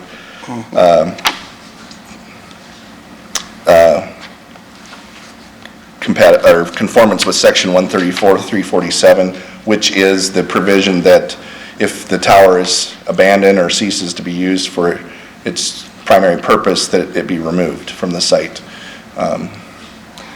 In today's economy, that's usually not a problem because the scrap value of the tower is going to financially make that more feasible than leaving it in place. But nevertheless, we want to make sure that it has that so that it's not just left sitting there with no function. We also want the tower to maintain the design and appearance as currently proposed with the stealth design. Again, with the cross piece, I don't think we're going to be too concerned if that is left or taken away. We just want the minimal appearance of the stealth design, the narrowness of the hole. One of the other considerations here is towers can be built up to 180 feet. This one's being proposed at 120. There might be some sentiment as to wanting a taller tower so that more co-locates can be accommodated, and we have fewer towers requested in the area. Staff generally supports that concept. I think if that's the desire from the board's perspective, that we would come back with a new application to be able to do something like that. Eric, I have a couple of questions. Can you show me where using the map that's on the board now, where the proposed tower would be? Right there. And then, I guess I'm a little confused about if the Parks Director doesn't want it in his backyard, why do we think anybody else would want it? I guess I'm kind of... Well, I'm not going to speak for the Parks Recreation Director, but what was indicated is that that's a historic entrance to the park. The church is not raising any issue about interfering with the nature of their character, I guess. What about, are these towers common in other neighborhoods? We've had, if you recall, there was recently another tower on the south side where Union Street meets Hartford, I believe. Yes, it was a former elementary school site. Pretty much about the only place that the coverage area was met where we had an elevation that was going to serve that area. So the other alternative they had looked at was the St. Anthony School in that situation, and I think St. Anthony decided they didn't want to have it on their property, so they were kind of left with one other alternative, which was the other property. But how many towers like this do we have in the city, do you think, Boy, in that's neighborhoods? Good question. I mean, numerous, but numerous. we have numerous towers in residential zones. Okay. I could say more than 10. Okay.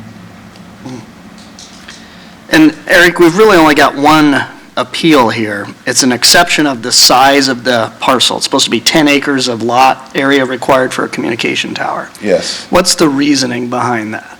Well, when these standards were initially proposed, the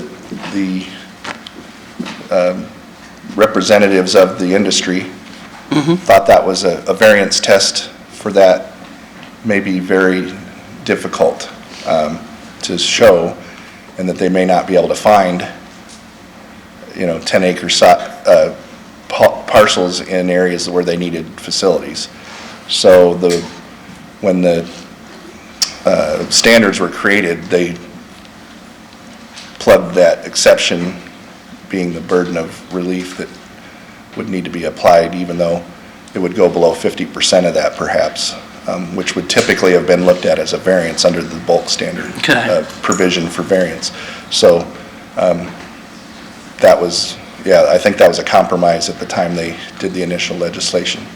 Okay, but, and I'm maybe not following here, But the idea is that they why wanted- 10 acres? They wanted them to survey, when they were looking for siting of the towers, Yeah, to look for the larger parcels where they would, they're certainly character-wise, they're more appropriate on larger parcels because they're embedded within the site, or the ability to embed them in the site and not place them directly next to a residence perhaps, on a Our smaller concerns parcel. about, didn't a lot of the towers in those days need guy wires, monopoles weren't necessarily the thing yet? Some of them did. I think, the same standards required the monopole design, so Okay.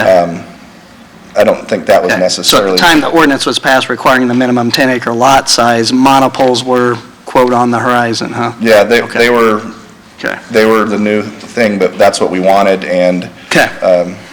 they wanted the larger sites because they were easier to fit the character on the larger sites. Sure, I got you. All right, thank you. Any other questions for Eric?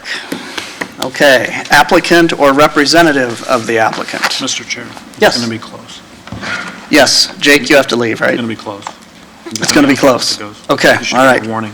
Okay, we've got 5 members at this time. We'll be down to 4 members here momentarily. If we keep moving here, if we get you by 3, they're 2:45. Got to be out of here by 10 till.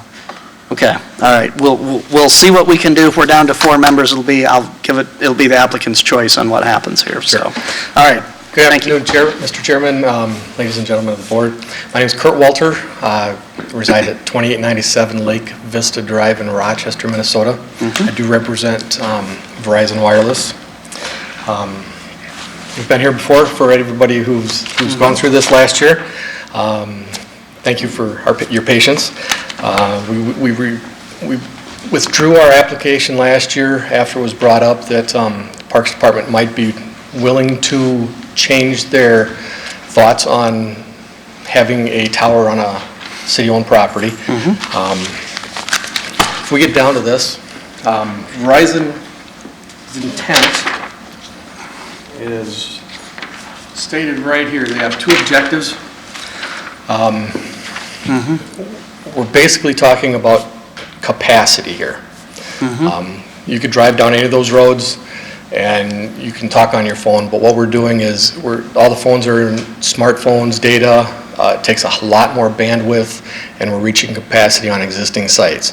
So that's what we're trying to do here, is offload capacity from existing sites, make sure everybody's got good coverage. This is basically the area we wish to cover. These red areas are existing tower sites. There's one over down here on the bottom that's on the State Park property.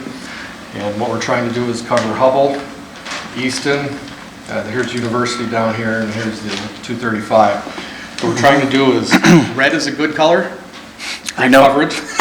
Yellow is very good in-building coverage where you work, where you live, where you're going to use your tablets or your phones, all that fun stuff. This is existing coverage. This is the proposed coverage with the hub, with this First Presbyterian Church. Talking to the golf course, they didn't want us at the front of their property, liked us by the maintenance building. Beautiful spot for a tower. This is what it does for our coverage. It does not get any in-building coverage for any of the businesses on Easton or on Hubble. So you can see the 2 different coverages there. Quickly go by. Here's the coverage from the existing tower. It's a half-mile east on Mecca property. Still doesn't cover. And again, Kurt, just for our clarification, can you point at the map to where the proposed site would be? Proposed sites about Okay. here generally. Here's Hubble, here's Easton, here's University. We've got, I'm not sure why these came up in different colors, but We have one for the Kmart location. Must have used a different Black is algorithm or something. Kmart location doesn't cover as well as this site either. So the green and the black are kind of the bad colors, right? Correct. Okay. So what we're trying to do is find a location that covers that area. We've looked at several. We've looked at the AT&T, we've looked at Kmart, we've looked at anything in that area. We've delayed it 6 months for discussion with the park boards. The actual location, can you zoom in on this just a touch? The actual location of the tower is going to be right here. Our proposed shelter is right about there. We are proposing plants, shrubs, that kind of stuff here, and plants and shrubs over here to shelter, or to screen off the base of our shelter. And we've got plants in right here to screen off the base of the tower. The only concern we have with the staff recommendations, they're asking us to lease enough space for another carrier. Our discussions with the church is that the church would like to control the look, the design of anything that's there. Depending on what carrier comes, some carriers have another shelter. Depending on the technology, they might need to be close to the tower.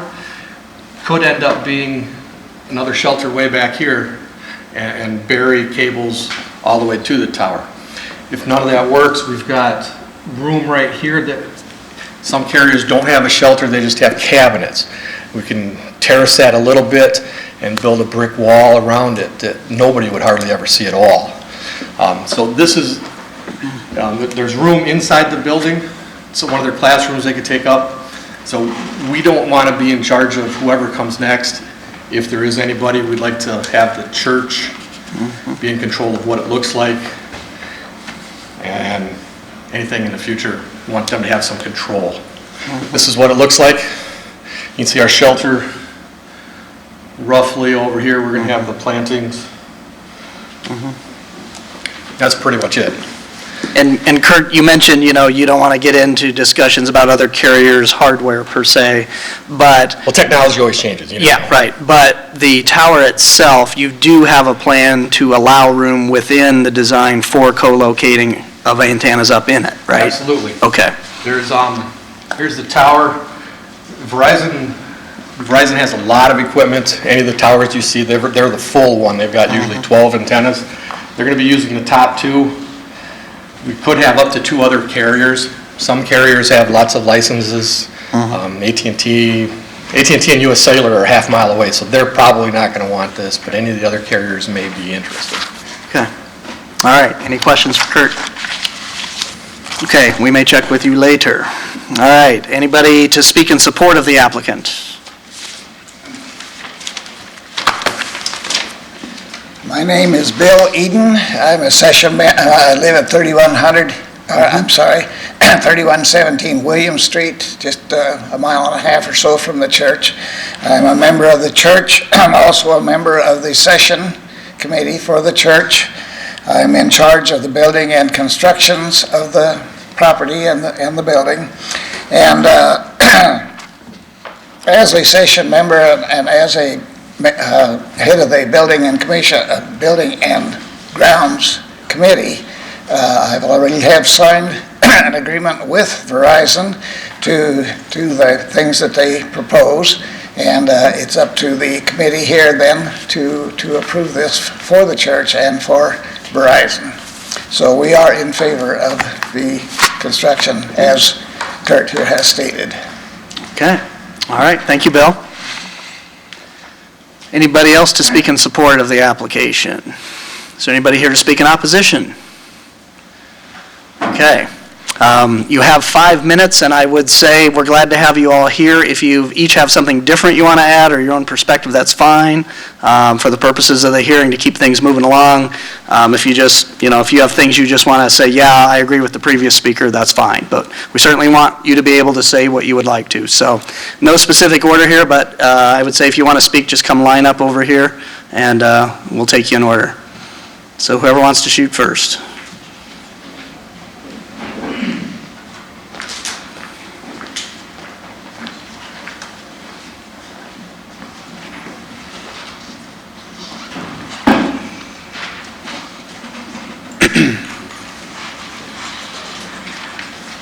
Marty, you up to bat first? No. Okay. I'll come up to bat first. Closer residents. Okay. You're most kind. Hi. Good afternoon. Good afternoon. My name's Randy Lippert. I didn't send my card in, but I own a couple properties right there. If we could put up that bigger map. Yeah. Lot 14 of Dawes Addition, the street address is 3025 Thompson Avenue, and also Lot 4 of Dawes Addition, which is 3120 Thompson Avenue. So. Yeah, and I think I see your name on at least one of them there. Yeah. This one here. Yep. And then also this one up here, Lot 4. Okay. Okay. Obviously, I'm not in favor of the applicant's request, but I'm not against having coverage in that area. That's what I'm not here for. But there's been a lot of things thrown around here that I'm a little bit confused. First off, I've been in a lot of conversations in the last 2 weeks with Ben Page, with the Parks and Director, and my understanding is what Verizon wanted to do, the third-party leasing companies, they wanted to go into the main entrance to the golf course up there where the Bright facility is. And they wanted to be right there in that parking lot. Now, it wasn't anything to do with the park up here where they were pointing out. My understanding it was up there. And he said that absolutely won't work. He said there's a lot of other things that we can give you, but we can't give you that. One of them that they mentioned was the tree line right there where the kids sled down on the hill right there. And that tree line right off East 29th, that was one. The other one that he said would be just perfect for what they were needing to do was where the old park supervisor used to live right there. There's a house torn down. And there's an access road right there, right off of Easton. Easton, no, not Easton, I'm sorry. It's Guthrie and East 32nd. And matter of fact, I think Bob Mahaffey lives a couple houses down from that.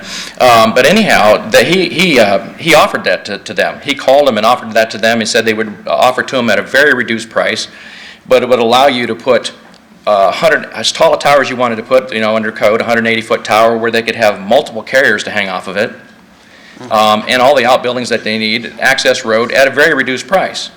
They turned it down and said that it wouldn't work. And I know what Bill Eden has said here and stuff to you folks, and I know what he's told you, but that's not what we've been told over the course of the last year. Mr. Eden and the church absolutely did not want anything more than one outbuilding. They wanted nothing but one outbuilding. They were going to give consideration of maybe allowing another carrier to be able to use the inside of the building, but not the outside. Now, I know that's acceptable through the city, but now we're hearing a different story. And I'm not so sure that we're hearing things correctly, or we're being told, but we're just being told, I think, to get this passed through or whatever. And I'm very concerned about that because it gives them total control. You know what I mean? In order to come up with a lease that's agreeable to them with someone else to come in and use that tower. Okay, so I don't think that they've been very, very honest with all of us and stuff. I don't know how else to say it. But we've never had any kind of meetings. They've never offered anything. Some of the data and stuff that he presented and stuff, that's the first time I've ever seen it. It's not allowed us to study anything. But Ben Page said with the Park and Rec that they would be happy to put him down there at Sargent's Park or, behind the library there, behind the softball fields down behind Kmart. And it's hard for me to believe, as a layman, that these areas that we're proposing and stuff, which would be in the best benefit long-term of the entire neighborhood over there, you have to keep in mind you've got a ridge up there that runs all the way from the fairgrounds, all the way across Grandview, all the way across through Hull Hill, all the way across through Hy-Vee on that side of town, that you're going to have issues from time to time because of the terrain. So what we want to try to get away from is that a monopole here, and then what's to stop us from putting a monopole next door where we own these properties? What's to stop a monopole from going here at the hospice? And by the way, I know that one of the other gals here is going to speak to that. She works for the hospice. They never came to the hospice. But the hospice would entertain, they've said they would entertain the idea of having a tower there. So my point is, keep in mind that we have the Mecca Tower, which is less than 2,000 feet, half a mile from there, which with two carriers on it, AT&T and US Cellular. We're talking about putting one here. What's to stop someone to go up into the park and put 4 or 5 carriers? What's to stop someone to go next door on the property that we own, because we could enter into a lease agreement, or at the hospice? So my point is, we should do some strategic planning because of all the carriers and everything else that's out there, that, what's best in the best interest of the neighborhood. Putting this one tower there seems to be more in the benefit of satisfying Verizon at this point in time, but I also want you to understand it's satisfying the third-party lease company that he works for. That's how they get paid. When they have a landowner sell them a lease, they get commissioned, okay? So what's to stop him from going because they entertain all of the carriers, if you follow me. So, some things that I want to make it clear that they're not being, I don't think they're being truthful. I don't think that Ben Page, I've talked to him just yesterday, Bob Mahaffey, Skip Moore, they're all in favor of putting it up there in that park up there and off that access road and stuff. And Ben said he would reduce that at a tremendous rate, okay? And I don't think that that's been entertained like it should be and stuff. I also want to point out that under Section 13464, how it states in there about what they have mentioned about the communication towers and the antennas and stuff. But what I find very interesting is that you got to have that 10 acres. And here we are, we're down to 3.12 acres. That's over a 60-some, exception. But then you go back and you look at the power and the duties of the board and stuff. It says that you can't even vote on it if it's greater than 50%. And we're here in front of you based on that it's greater than 50%. So it doesn't make any sense to me. It seems to be, I would argue, how it's written up. It seems to me like we really shouldn't even be looking at it. It should be more of a variance and not an exception.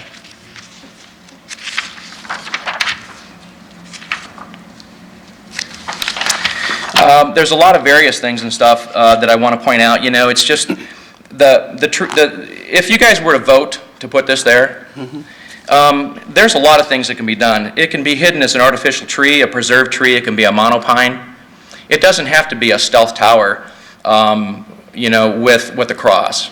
I mean, truthfully, I don't think we need the connotation of a religious connotation. I think that we could do without that. I think we need to get it. If you're going to vote for it, I think there's a lot of other things we should look at. Let's make it look like a monopine.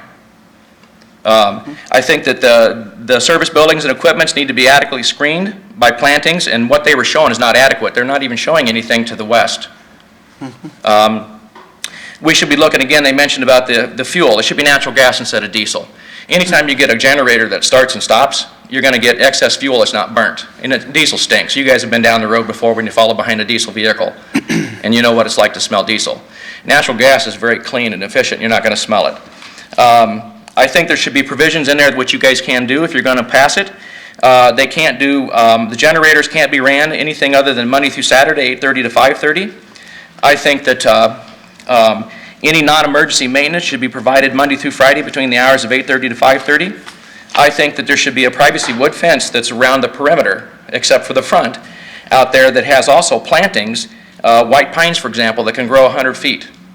Somewhere down the line, you might not see 75% of that tower.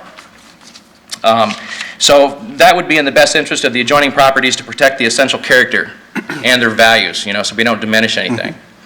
Something that I want to point out that nobody's pointed out, which, keep in mind, if you folks know up here, which they're not showing, but John Patterson and then Guthrie Avenue, there is quite an elevation change as you go up to the park up there. So the folks that are up there on John Patterson and the folks that are living up there on Guthrie, their view of this is going to be what's towering above the tree line. That's what they're going to see. So they're going to have a stadium effect on this. It's the wrong location. It really truly needs to be up above the homes, not down below the homes. And I would really love to see the data really truly crunched and take a good look at the data to see if we can't possibly meet that. With the magnitude, the amplitude, and all the things to do with signals with a microwave, you're telling me that we can't direct it and Ben will serve the area that they want to serve. We have towers, for example, off of East University Avenue. If you look, when you drive by that, they'll have their array of antennas hanging off there. You'll notice that they're usually in a triangular shape. They've got them on one side of the triangle. The reason for that is they're directing it. They can bend signals. There's all kinds of things that the engineers can do with that stuff. So again, I just don't think we're given all the correct data and all the correct information. And let me put it to you this way. If the engineer said that we have to have this coordinate exactly, and you couldn't get it because there's nothing there, what are you going to do? They're going to make exceptions, and they're going to go someplace, and they're going to make it work. And that's what we're saying here, is that it doesn't have to be there, and it shouldn't be. It's not right. It's the wrong location. Randy, Yeah. I do have a question for you. You said that this might be just fine at the hospice. Am I correct? Is that what you said? Well, based on their data, maybe Okay. the hospice. I mean, my understanding is the hospice has not been approached, and the hospice is that's 7 acres down there. If they did put it at the hospice, would you support it then? Especially if it was out in the front area closer to the street. Wouldn't you still see it when you drive up and down Easton, or still be able to see it from your own property? Well, you would see it, but what you have to understand is that you have 12 or 13 yards that adjoin back there. It's right in their backyards. It's right off their back porches. Where over there, it's in a lot wider open space, and then the properties that come off of East 29th, those are really huge, deep lots to the back. So, I mean, it just would look more open, and it would look like it was placed more in a space that it should be, 5 acres and up 5 to 8, 10 acres. Okay. So it would just be more appropriate. Okay. All right. But again, I think that the park up there, again, Ben Page said that they would definitely work with them about putting it up there in that park, and I just can't see why that wouldn't work. Okay, thank you, Randy. Thank you. All right, who's next? Just to be respectful, we got 5 minutes apiece, so I know you have good information to share. All right, by default, I'm next. Brian Ruggles, 3042 Easton Boulevard. Let me just share again for review. This is a picture of our house. My wife and I own the lot that the house sits on, plus 2 additional lots. And we pay about just over $5,000 a year in taxes. We moved really to this area again because of just the beauty of the area, the park-like setting, very historical. I found out since our last meeting that there's a house just kitty corner to the church the other side that is actually on record the oldest house in all of Des Moines, way back in the 1800s. Our house was built in 1900. Is that work? Okay. Thank You're you. part of the record now, buddy. So, again, there's a section, 13464-4A5, that says exceptions can be granted, and it says if the exception is in harmony with the essential character of the neighborhood of the land in question. So again, I think if you look at the character of the area, specifically the homes, the historical nature, the fact that it's part of an NFC neighborhood, that it doesn't fit that. Randy already alluded to the other exception where it says that according to section 134-64, 4A1, it says such an exception does not exceed 50% of the particular limitation or number in question. Again, we're asking for nearly a 70% variance versus the 50% that stipulates. I also have a picture here. This is looking from my property line. I took a picture last night just standing on my property line to where the proposed tower is, which is where the stake is right there. Gives you a little different perspective. It's, again, only 121, I think, feet away from the property line, so pretty close to our house. Then, let me move on here. Obviously, our question, our concern in part has to do with aesthetics. I have a quote here from a decision of the Court of Appeals. This is from the United States Court of Appeals, 8th Circuit, from a decision in 2006 here in Des Moines, where it was in question as to whether a cell tower company could come in and actually change and get an exemption to put in a tower. And I thought this was an interesting quote. This is from their decision. It says, further, as U.S. COC has conceded, Cellular towers are not ordinarily considered aesthetically pleasing, and in this case, the condominium owners who were looking out to see this objections are not nebulous aesthetic concerns. The undisputed testimony was that the tower would be in the sight line of anyone looking out of the condominium's east side windows. Having an unobstructed view from a tower from one's home every day would diminish most property owners' enjoyment of their property. And common sense again dictates that having such a tower in the sight line and so close to one's home reduces the value of that home, especially when the property owner is not the one receiving the income from the lease. Again, that was a decision by the Court of Appeals. What was the citation? The number? Yeah, let me get that for you. You'll have to submit all that anyway. Yeah, it's, the number is, actually it's USCOC of Greater Iowa versus the Zoning Board of Adjustment, City of Des Moines, number 053049, October 11th, 2006. So you're welcome to have all that. So that is certainly a concern. I also talked to Penny Carroll, who's a realtor in the area. She said in her experience over the years, anytime there's high power lines or anything, it always causes people to frown on that. We've already referred to the noise level. One thing that's not been brought up would be a concern of mine would be the watershed off of this property. The church has a pretty large, well, it has two parking lots, one in the front, this is the front, and the back of the property. All the watershed that comes down off, they're at a much higher elevation than we are. Everything that comes off actually just runs right off the curb. It's opened up right into our property. There's one picture. Here's from the angle from the bottom side, and then here's a second location where the curb just opens up. When we get a large amount of water, good rainfall, we have literally two rivers that come off, one off the front and one off the back parking lot. That forms a lake behind our house. We actually have had water in our garage and in the downstairs, the storage area underneath our house. So to add another structure and more runoff would certainly be a concern also for me as a landowner there. Just one quick thing too in conclusion. From our previous meetings, I know, Mr. Chair, that you had mentioned that you didn't feel like you would want one of these towers next to your house. I think we're not so opposed to having a tower as to where that tower needs to be.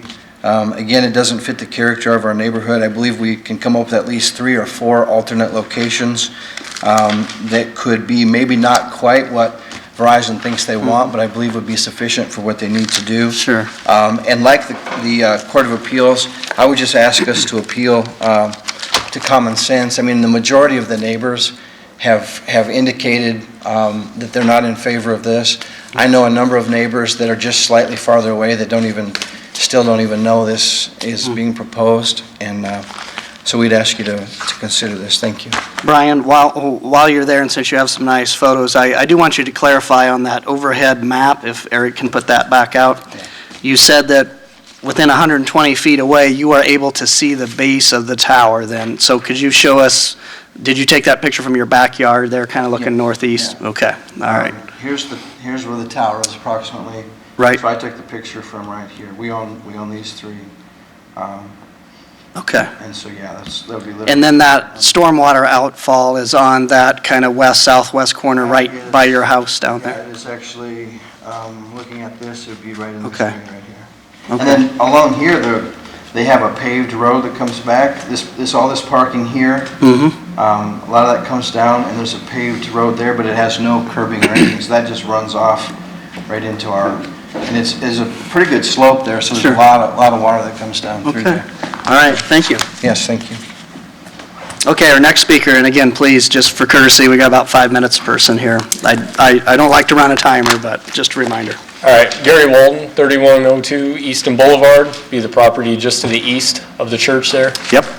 I don't have all the research and everything for you, these guys do. Okay. Pretty much so, I bought this house 9 years ago, and I bought it for the neighborhood that was already developed, that had the things in place where I wanted to raise my kids and have them grow up. And part of that never entailed looking out any portion of our property and having a 120-foot tower right there in the side of everything.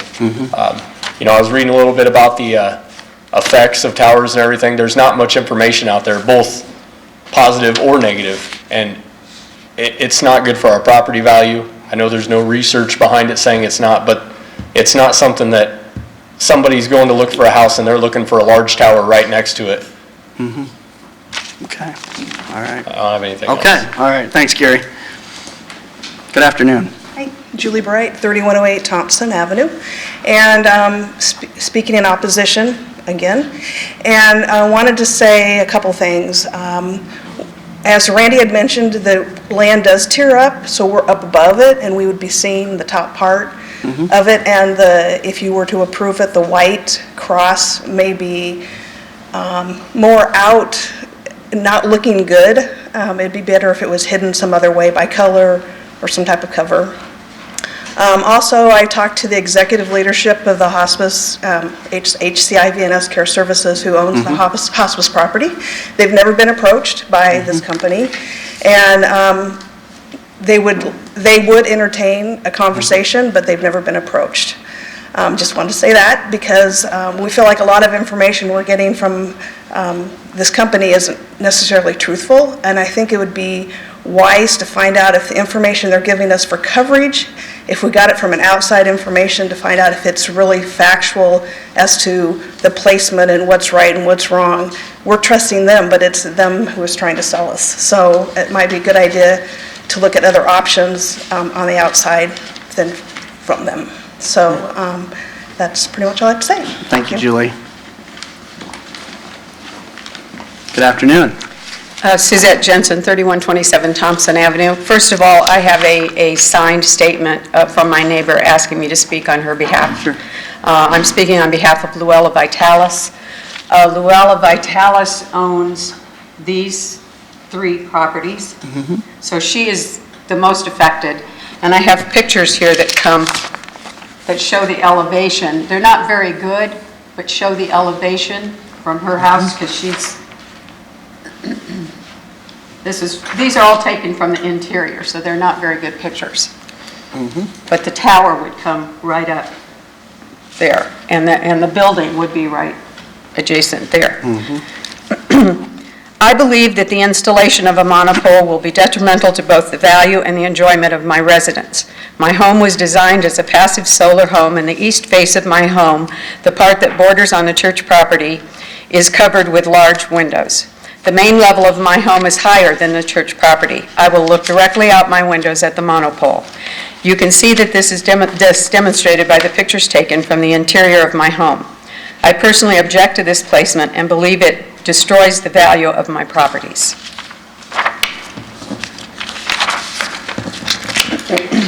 Now, could I speak on my own behalf? Yes. My property is adjacent to Mrs. Vitalis. So my properties are this large lot here and this one right here, which is where my residence is located. We are now in the time period where we are paying, as property owners, we either have or soon will pay our property taxes. These taxes provide for our city and our schools. They provide for streets and repair. They provide for police and fire protection. They provide for parks and recreation and many other things that make our city a quality place to live. Churches, as nonprofits, do not pay taxes, so each of us provides for their general welfare via the taxes we and businesses in our community pay. There has been an ongoing debate in our community, with its 40+% of nonprofit, non-taxable properties, about how to continue to provide quality fire and police protection. Part of this debate has included the possibility of some sort of minimum tax be placed on these nonprofits in order to pay for the vital services they receive. Churches and schools have always been allowed to build in residential neighborhoods, as they are considered to be valuable assets to our communities. Living on the east side, as I have for most of my life, I know that we have more churches in our geographic area than any other region of Des Moines. What you have before you today is a plan to turn a portion of a non-tax-paying church property into a commercial use property. Does the church then pay taxes on this income? Does this have any impact on their nonprofit status? Does the cell tower company pay taxes for this commercial use? I think there are a number of questions that the First Presbyterian Church needs to ask before they proceed with this plan. If church members have not consulted an attorney about the contract they're about to sign, then they're being extremely foolish. If the church finds itself no longer viable and closes its doors, what happens to the contract with Verizon? What protections are provided to the homeowners surrounding this church? As homeowners, we would like answers to these questions. If the First Presbyterian Church, a private entity, had said no to this tower, what would Verizon do then? We understand that they approached the Baptist Church on East 33rd, and we had heard rumor about the Bright Hospice on Easton. However, that's been clarified today, but that's a 40-acre property. Verizon's representatives tell us that they cannot work with the city on a plan to use city property. From our investigation, it appears that that's debatable. There are many churches facing financial distress. I've served on my church council and I've served on its financial committee. It's commonly known that mainline churches today are struggling. Locating a monopole on the property of First Presbyterian Church will not solve their financial problems. The request before you today sets the allowable acreage for a communication monopole at a 68.8% deficit of property as required by current Des Moines zoning laws. Last night I sat in on a meeting where a member of the Des Moines city staff talked about the need to make Des Moines an attractive place to live in order to draw more people into our city. It seems to me an oxymoron that we, as residents living in an R180 residential area, must stand here today to protect the value of our residential property, while one part of city government wants to write rules that make our city a better place to live, and another part bends to the power of private enterprise and makes recommendations that are counterproductive to the desires of the other.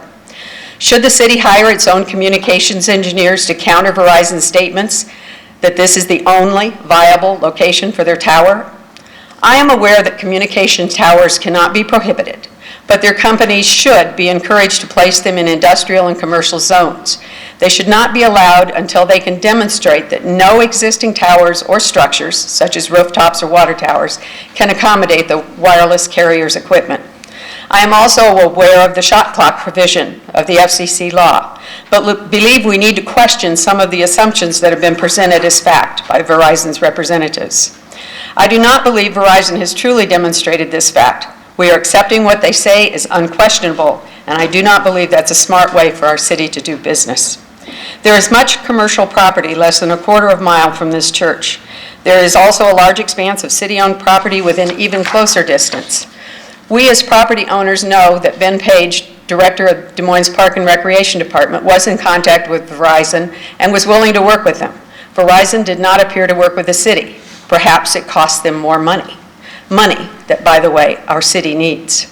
I think there are some very important unanswered questions related to the placement of a monopole on the First Presbyterian Church property. Therefore, I respectfully request that you vote against the proposal before you today. Thank you. Thank you, Suzette. I need that document. Okay. Yeah, I'll need that since you're speaking of it. Marty. Good afternoon. Marty Mock, 2701 Arthur. Today I stand before you as chair of Northeast Neighbors. They had voted to support the neighbors in this situation in relationship to asking that you do not support this monopole. There's been a lot of things said, and I just say yes to a number of the issues, because I also had a chance to talk to Ben Page yesterday evening, and he and I talked for quite a while about what he had offered, what he was willing to do, and the many possibilities that he believes. He simply asked the company to submit some proposals. We'll see what we can do. We can see what kind of money. They did not submit those, and he said I could quote him on that. One of the questions that I have goes back to the whole role of the Zoning Board of Adjustment, and my understanding as I read the staff recommendations that there are 4 criteria that need to be met in order for this to be passed. And not just one of the 4, but has to be all 4 have to be met. I don't see a problem with numbers 1 and 2 in that. In the staff recs, they're on pages 42 and 43. I do have some real questions regarding numbers 3 and 4 as whether or not those criteria have been met in relation to the proposal. 1, Number 3 is such practical difficulties cannot be overcome by any feasible alternative means other than an exception. And then number 4, the exception is in harmony with the essential character of the neighborhood of the land in question. Those seem to both, they fail the test on the request of this particular applicant. There's a couple questions I think are very critical to the ongoing of this. Number 1 is the contract that's been signed, and whether or not that contract does indeed call for that pole to be removed. Another 2 in the contract is, what about other uses of that pole? I think it's very critical when you look at the concept of the pole and you see the cohabitation at the top, which is not that different from the top to the bottom. It doesn't really change anything on the pole. But the additional structures that are going to be required actually does affect the character of the neighborhood. You have one structure already being suggested. If they can cohabitate and they have 2 other ones, then that means that you might have 3 structures being built on that property. And it could be possible that all 3 of those structures may need generators running for emergency situations. And you say, well, maybe there's never going to be emergency situations, but they do have to test those generators on a regular basis. And so you could have 3 different ones going on at no set time required. 3 o'clock in the morning, doesn't matter, because there's no limitations granted to the ability to run those generators. I am sure that the church will be very happy to have those generators run at 3 o'clock in the morning, probably not at 10 a.m. on Sunday morning. But if you're trying to sleep, I don't want them to run on 10 a.m. on Sunday morning for you either. Go on, Marty. Yes.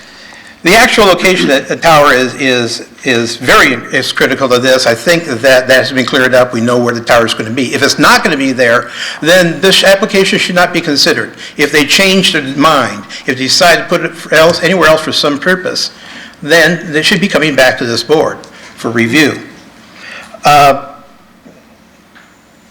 I believe that with the question of their ability to look for other locations, that number 3 has been violated in principle and in fact, that such practical difficulties cannot be overcome by any feasible alternative means. Let me give you a possibility. If you know that area, you'll know just east, along Easton, you come to East 33rd and Easton, and there is a basketball court or tennis court, and there is a nice parking lot right there to utilize that. I know that Park and Rec would be very interested in utilizing the north section of that parking lot. It's not that far from the present location being suggested. It may be a little lower, but we can actually heighten the telecommunications pole higher, because right now we're talking about 121 feet, and it has the ability to go up to, I believe it's 180 feet. And in that case, you could cover that difference in the depth drop of the elevation by having a higher pole. But there's very little actual residential property there. You're still within an area that the use is not that great because it's a parking lot, and it just won't actually show up in that many places. And so I think that number 3, there's all kinds of other locations, and I just have some doubts about the ability to work together. And then secondly, in a residential neighborhood, this is not in harmony with the essential character of that neighborhood. And particularly when you have 2 items here that they are not following or meeting, I think it should be rejected. And I stand for any questions. Any questions for Marty? All right. Thank you. Thank you, Marty. Okay, is there anybody else here that wishes to speak in opposition? Okay, hearing none. Kurt, you have 3 minutes for any comments or rebuttal or anything you'd like to add based on what you've heard here. Yes. Thank you, Mr. Chairman. Couple items. The generator we are proposing is natural gas. So we've made that adjustment from the discussions last year. Okay.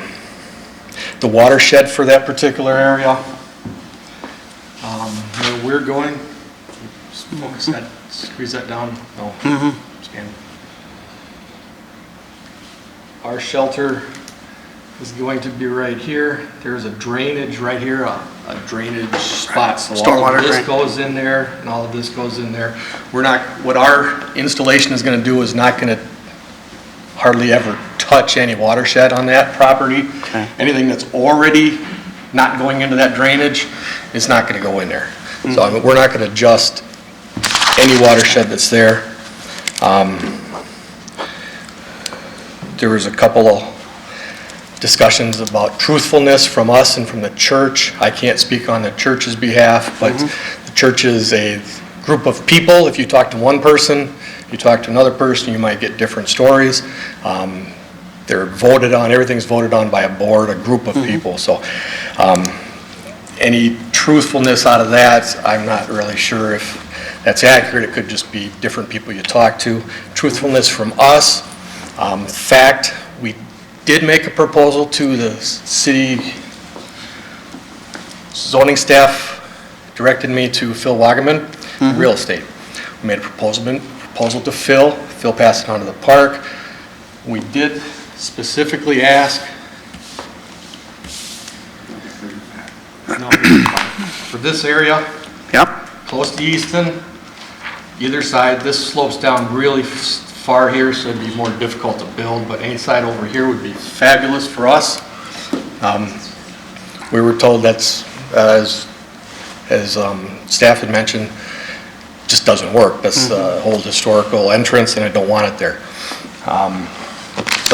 The coverage maps we have that I've shown already show definitively that this does not, the spot by the maintenance park. The other one is, I don't recall the name, but it's close to Kmart. There's a spot down there. It's basically the same coverage as the Kmart that we've already shown that doesn't work. As for additional structures being put down there, that's why we're leaving any additional installations, designs, that kind of stuff with the church. Like I'd mentioned before, there's a spot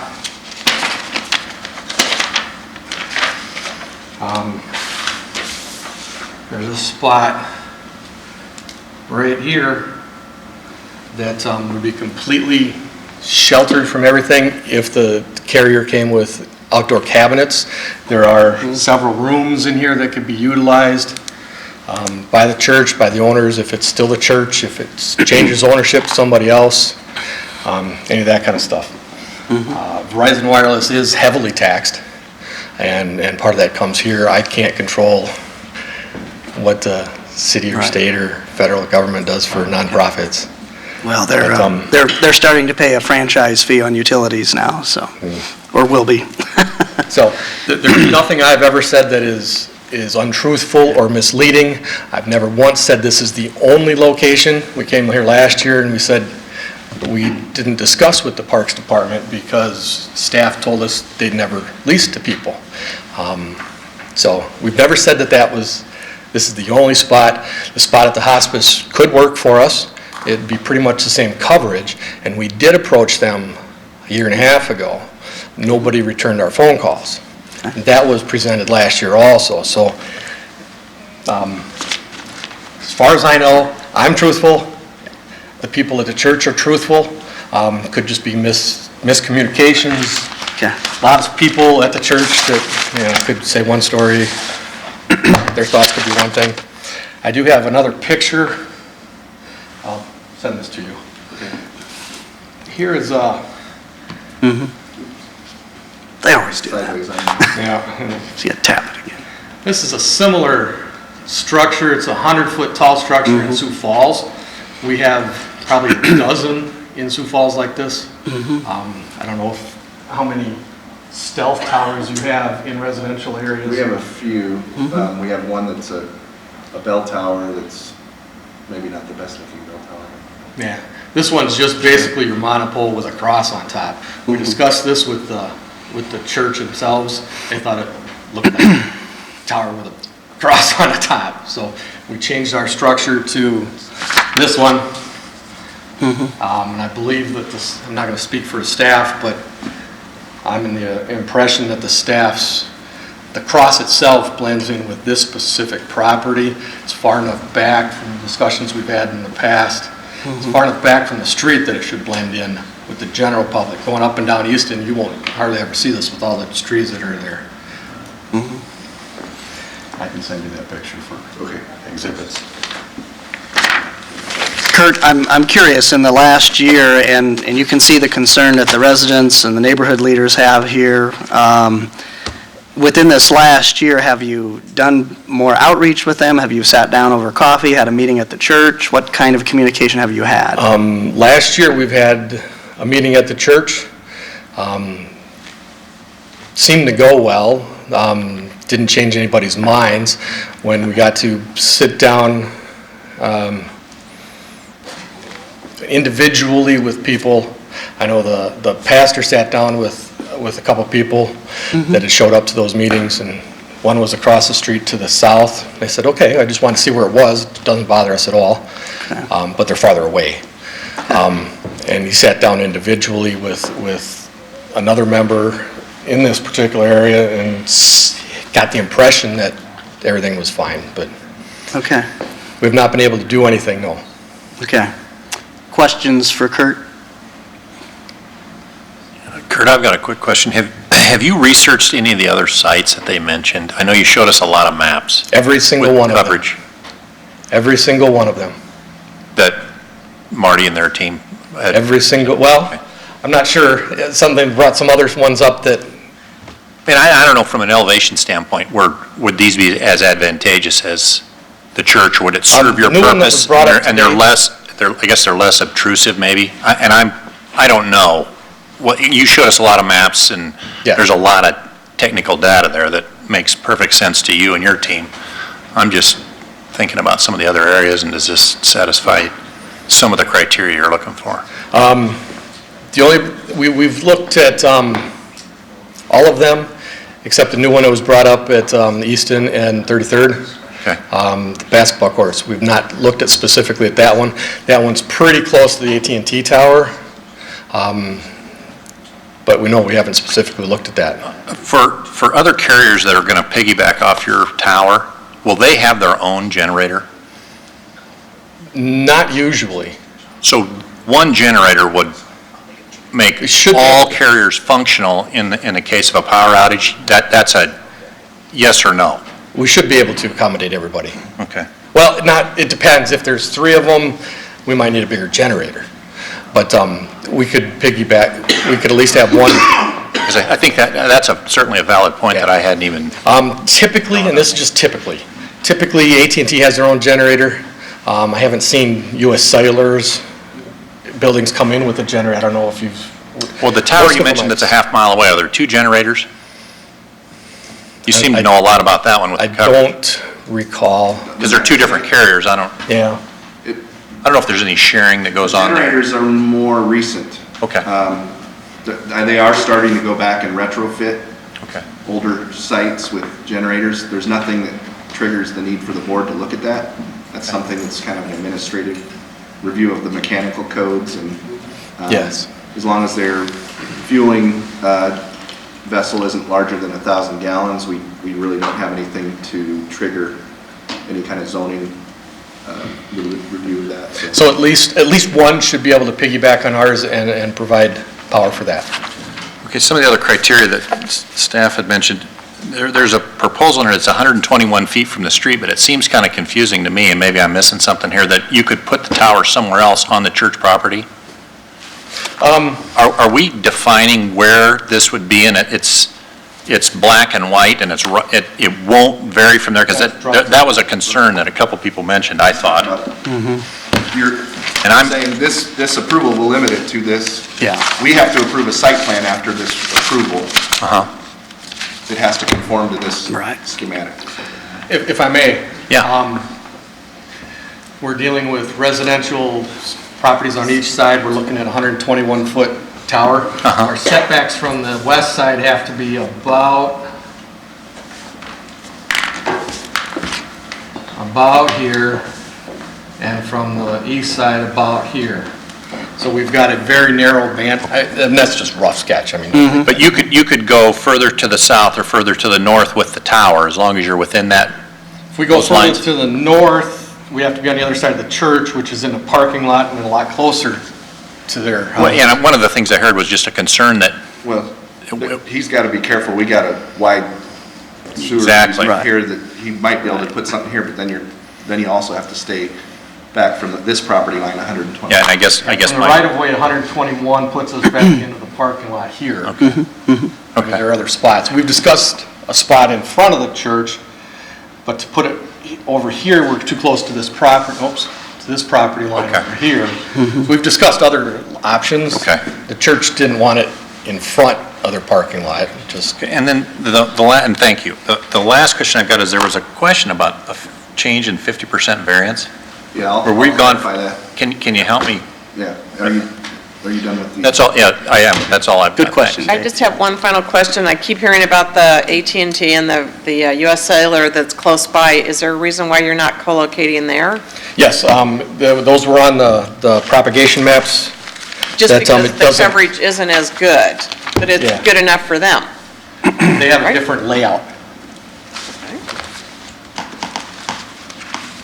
Let me find the right one here. Bear with me.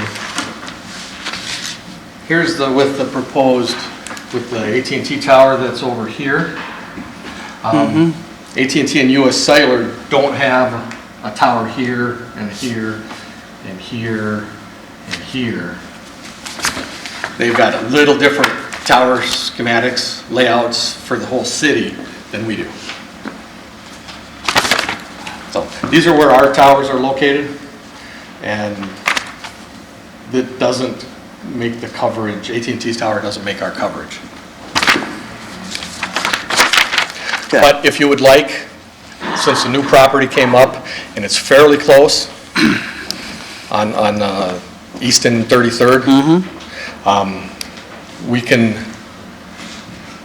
Continue. I don't know if we want. All right, well, I want to take wanna some do that things, again, I want to take some things in order here, so, all right. Dave, did you get your questions answered then in general? Except for the 50%. Yeah, Yeah, the only one was the 50%. okay. Kurt, don't just stand to the side for a second. I want to have Eric answer that question, and then we'll come back to the applicant here. Okay, and you heard a couple individuals confused a little bit. The exception provision I can that we understand why. typically apply is based on a bulk standard where if you're not meeting at least 50% of the requirement, Right. then it falls into the variance category. Right. However, when this provision was adopted directly into the language of the criteria, Okay. they created it an exception regardless of whether it went below that 50% threshold. Yeah. Okay. And generally, when you interpret any statute or ordinance, the more specific provision applies. And so this is the provision which specifically deals with cell towers and classifies as the relief needed as an exception. Which, when I asked about the 10-acre general size, I think you did allude to that. Yeah. I just wasn't tracking with you then. Okay, So- all right. Yeah, and there's, the only place within that coverage area that we can do, the only place that has 10 acres or more is the park. Right, yeah. It's hard to find 10 acres in Des Moines that's available. So anything that we need to do, we'll have to the same problem. Okay. With our illustrious attorney with us, Larry, were there a few things you wanted to add or maybe give us some additional info here? Yeah, maybe I'll try to cover things at a mile-high level, especially since we have a new board member who may not know any of the background regarding the law and regulations regarding towers. So yeah, I'll just quickly, I didn't really prepare anything, but I'll kind of hit a few highlights. In 1996, the federal government passed the Telecommunications Act, which was a national act applying to all jurisdictions to promote the use of wireless communications. And as part of that, they was sunk into that act some limitations on government's review of towers and other wireless facilities. The act does provide that the cities in general and states basically retain some ability to impact where towers are placed and constructed. However, there's some limitations to that. One is that basically the limitation shall not have the effect of prohibiting or have the effect of, well, prohibiting the provision of personal wireless services. And so that's kind of where we get into this discussion of what can be covered and that sort of thing, if there's a gap in coverage. So ultimately, the city has some abilities to direct where things can be sited, but the overall impact of that can't be a prohibition on provision of wireless services. A city needs to act within a reasonable time period. The federal government, through the FCC, put in a shot clock rule, which basically states that a city needs to act within 150 days of the application. The new application was put in 30 days ago. So I think that's probably what we go off of. They've been working at this for a while longer, but, they voluntarily look for other solutions. So, there is some time, but the city can't unreasonably delay or put this off. So that's one thing to have some knowledge of. Any decision by this board must be in writing and supported by facts. It just can't be, thrown out, 10 neighbors against, 2 for, and that's the reason. There has to be some other justification. And that can, there's a lot of legitimate things that can be put in a decision for either why a cell tower is appropriate or not. That's a decision of this board, but ultimately a decision has to be in writing and supported by some substantial evidence. Okay. Let's see. One thing that's important, I'm glad that the discussion went this route. The federal government said that there can be no discussion about the impacts of the health concerns regarding the radio frequency emitted from these structures, because the claim is that they're regulated by the FCC and they're determined to be safe, and so this board and the city in general is precluded from using that as a basis for denying a tower. But that's been, this board has always been instructed, always appropriately looked at that, where we look at the land use criteria for siting structures and not the impermissible health reasons. Let's see. Just a couple more things to maybe hit on. In terms of the, we did, the gap in coverage I mentioned a little bit. I guess about what I have on that sort of mile-high overview. And if there's further questions, we can answer those as they come up. Mr. Chair, I wanted to point out that the digital image that was shown by the applicant, Kurt Walter, we'll enter that into the record as Exhibit K. Okay. Okay. Kurt's going to forward you that photo. Okay. All right. At this stage of the game here,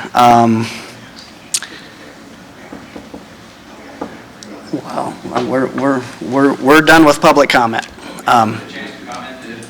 No, you, as people to speak in opposition, you each had 5 minutes. The appellant is the only one who has the right to come back up.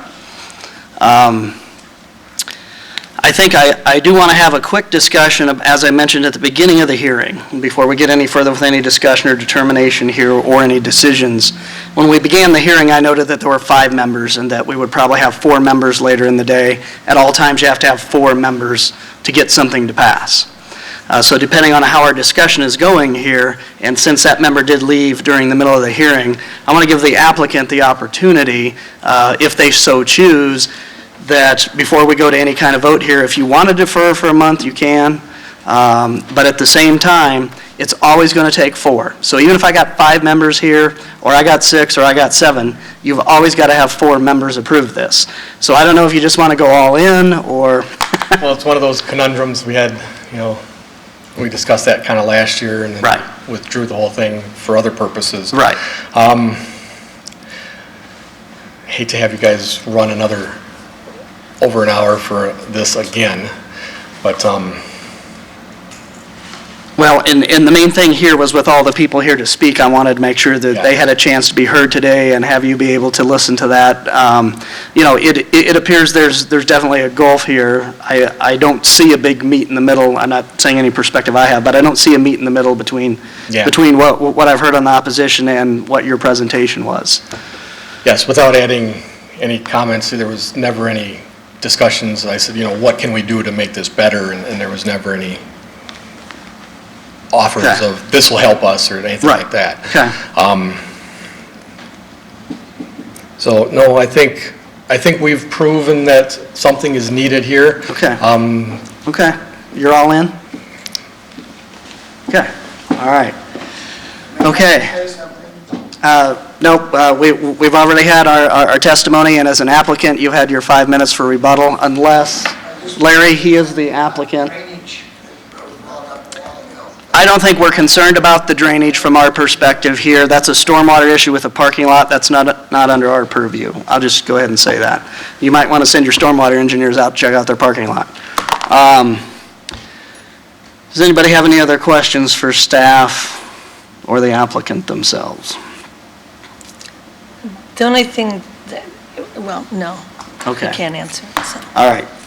Let's go ahead and close and go to board deliberation.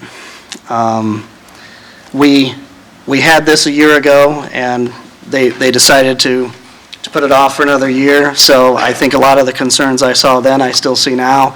Kurt gave his presentation with his numbers and his data and his coverage maps then as well. Based on that, any thoughts anyone has, direction? I would like to see something from the city saying, we cannot put it in the park. That's what I would like. And I believe the applicant, he went to real estate, he went to exactly who he was supposed to. These people apparently have had conversations with Ben Page. Is there any way we can get Ben Page to put it in writing? I mean, I'd like to see something saying, the city of Des Moines does not want this in our park. And that there's no place for it other than here. I don't think I can support it until I see that. Okay. Because we have enough people here who are saying, Right. we don't want it. Right. So we have to find a place for it. Unless somebody says it absolutely cannot go anyplace else. This is where it has to go, and then the federal law is going to say, you can't deny people coverage, you have to have it. But I think that puts an awful lot on us to have to make that decision when there may be other options. I don't know, Very well but put. I'm hearing I'm hearing somebody say, the city says no, and I'm hearing somebody else say, well, the city says, yes. Right. I mean, is that reasonable? Right. And I would agree with Linda, and Larry, maybe you can help us with this, because I'm not certain that anybody's being denied coverage. They may be getting drops and such things, but I guess I didn't really get a real clear picture, and trust me, I'm not an engineer and I'm not technical, but I didn't get a real clear picture that the tower that's a half mile away couldn't suffice or somehow make that work. I just didn't really understand that well enough to make a good judgment on that. And I recall, I think it was back when I was on planning and zoning, where we talked about the 10-acre and maybe voted in the 10-acre rule, because I remember them talking about the cell towers, and we were all thinking, back then, we just don't want them to be prolific all over the city. We wanted to make sure they were kind of ugly structures back then, and we wanted to make sure they were sort of placed in some kind of an innocuous space where people wouldn't have to watch them or see them and be a part of the character of the neighborhood.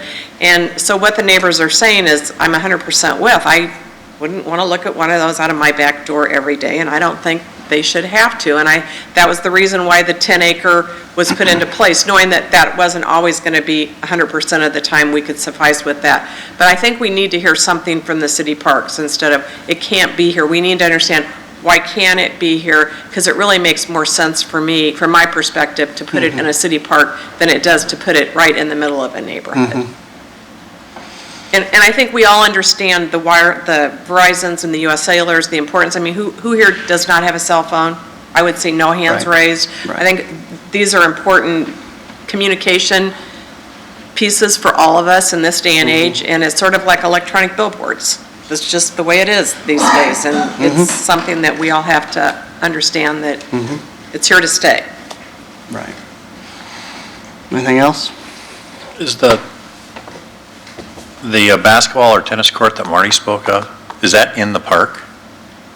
So we're talking about the same boundary? Yes. It's right on the edge. Yeah, I mean, I agree. I think we should, I need to see some more, and I'd like to understand that a little bit better, not to just drag this out. I'm the new guy, but I'm not gonna keep, I don't want to impede progress. And I don't believe we can necessarily make the city give us a letter. We can tell the applicant, hey, we've heard this, can you get some communication from the city? If he can't get that communication effectively, then that's the applicant's problem. I don't think we can force Ben Page to give us a statement in writing of what deals he's made. I think the applicant has to try to get that, and if he can't get that, he hasn't shown his due diligence in that case. Does that sound agreeable, Larry? Yeah, now, I guess what I'm hearing is that the board doesn't believe it really has the facts necessary to make a decision and would like some more facts. Is that kind of, okay. So I suggest that, the board would consider continuance, but I think we'd see if the applicant would concur with that for the, I guess, continuance till the next meeting. So, on the basis, yes, it's not on the basis of the votes, but it's on the basis that the board wants to see a little bit more before it makes a decision. Yeah, we're more than happy to do that.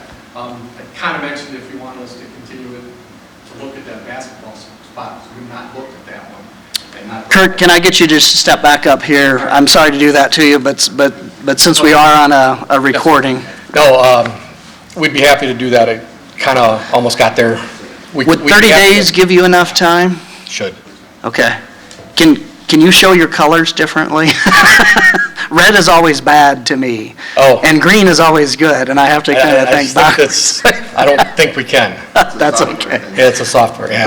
Right. It's a software deal. And I agree that the city, we've never approached the city anywhere in the park. Just we have to be somewhere that we can control, so I don't think, I'll see what. Okay. I'll get a statement from them whether it works or not. Sure. Okay. From my perspective here, if they present the data that they do have a practical difficulty, and I have no reason to believe that he's making up data or just putting numbers on a map here, if he can show a practical difficulty, I think he's got a case for this.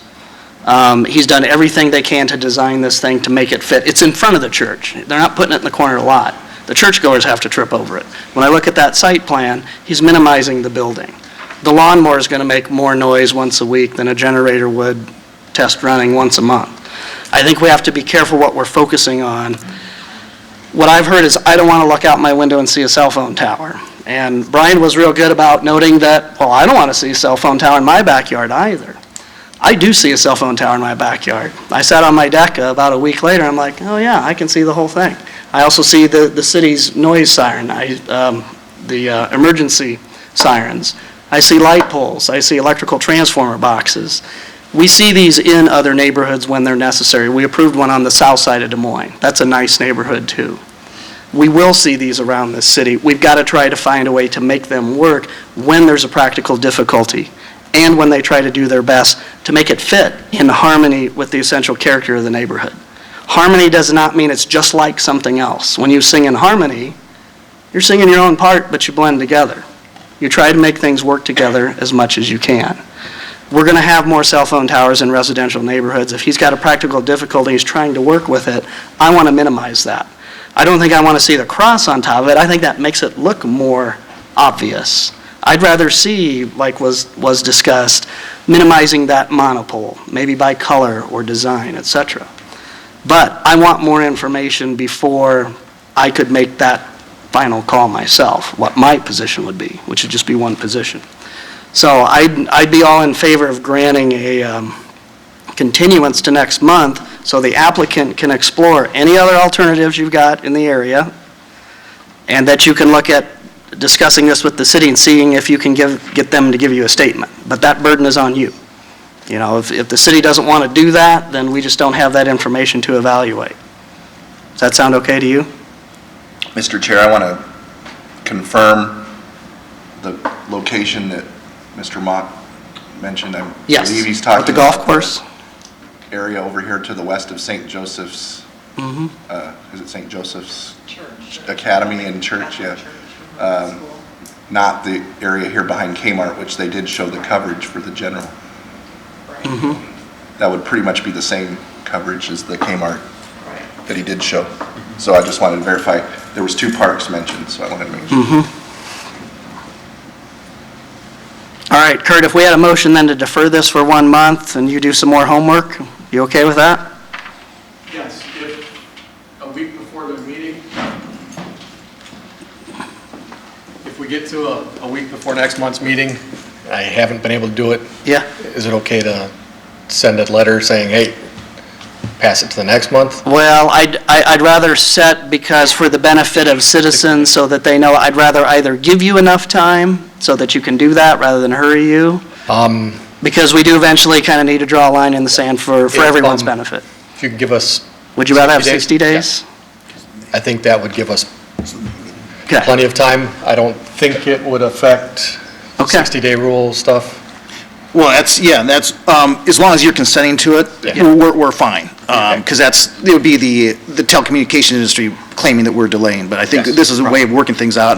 And with the 60 days, we're still within the shot clock rules. Perfect, yeah. 60-day would be perfect. Should be May 28th. Okay, all right. Okay, so that'd be May 28th, that'd be a 60-day continuance or extension here. Somebody want to put a motion out there? I'll move to continue till May 28th. I'll second it. Okay, we got a motion and a second. All those in favor say aye. Aye. Aye, motion carries. Okay, we'll see you all in 60 days. Okay, we have one more agenda item number 12. 13 or 12 was continued. 12 was continued, or was 13? So we have. Oh, 11 and 12, okay. Yep. Yep, so 13's next. Yep.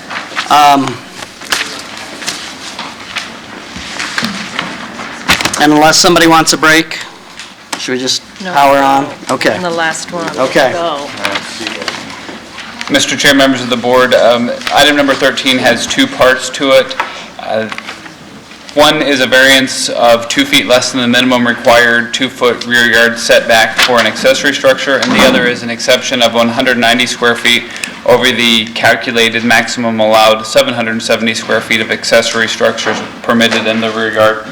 The appeals would allow for retention of a recently constructed addition to the rear of a previously existing garage, and that addition is within 0 feet of that rear property line. I'll show you some photos shortly.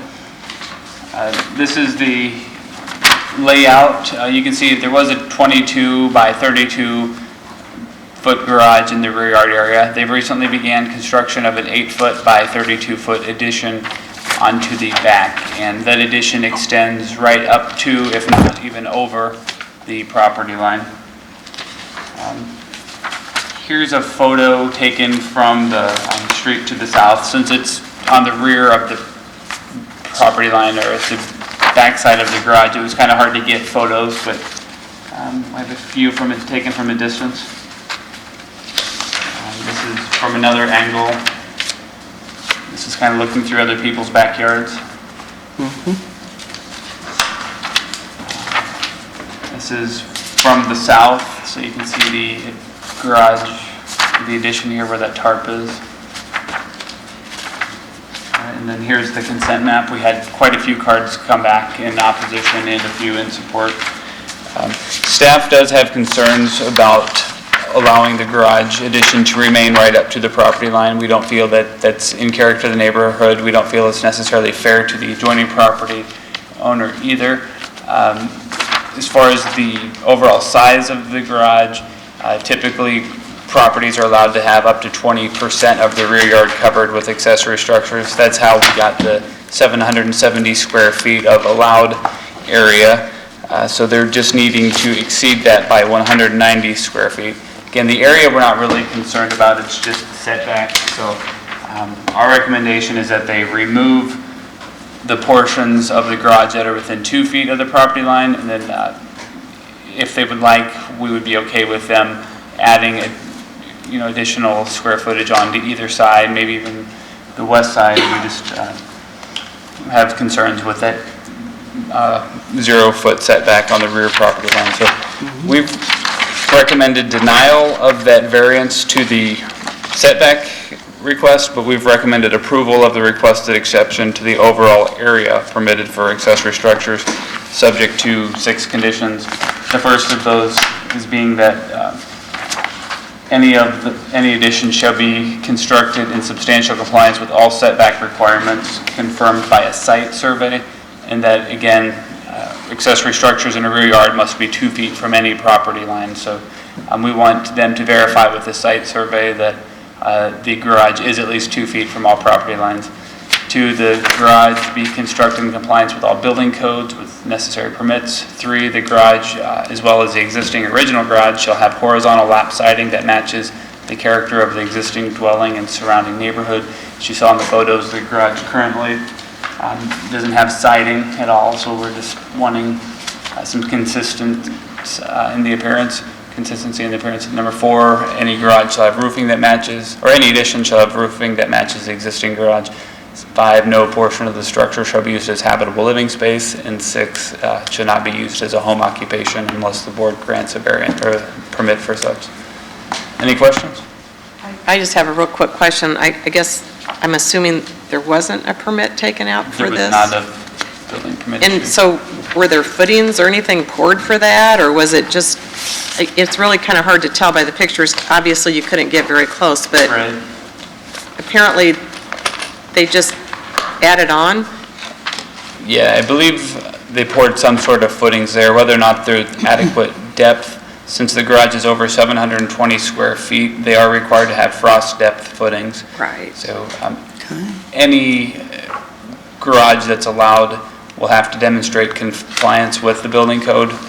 So if at that time it's determined, well, these existing footings aren't sufficient, they will have to provide sufficient footings in accordance with the building code. So you're recommending that they tear off what they've built and they can add on to the, like to the edge of it? Like on this, it would be the side of it. Not the back. That's if they really care about the square footage. Maybe they would be fine, just having 2 feet less than. Oh, okay. Instead of having, 8 feet? Is that what it is? Right, approximately 8 feet, yeah. They would have 2 feet less than that. They could have 6 feet, Okay, yeah. got it. Thank you. And then the existing garage itself that was already there, the way it was constructed, it doesn't get trumped by the addition where now its footings have to meet code or anything, which hopefully they did when it was built. The whole structure. Yeah. The whole structure would now have to meet code. If the accessory structure is modified to become over 720 square foot, the entire structure would have to. All right, so depending on how that original one was built and when and if it met code, he'd have to take that into account. Okay. And the original one doesn't have any siding on it? At this time, I'm At some guessing time. used to, but when they started the addition. They may have might tore not some up. Okay. taken it off. Thank you. Okay. All right, anything else to add, Bert? Where are the garage doors? Is this On a the west garage? side. Yeah, it is. I mean, it looks like I saw a slider there, like maybe they're, There's looks like a slider on the south facade. Yeah, the property front South Union, there's a driveway along the north side of the house. Do you have a front shot of the whole property? Unfortunately, we do not. Okay. As I was presenting that, I realized that. Just a minor oversight? Everything the inspectors had taken was just regarding the. That's okay, that's okay. All right, it happens once in a while. Okay. All right, any questions for Bert? No. Okay. All right, well, let's hear from the applicant. You must be Mr. Smith. Well, thank you for sticking around with us for 3 hours. My name's David Smith. My address is 2219 South Union Street. And if I could borrow his pictures. He'll help you out there. Let's go to, okay.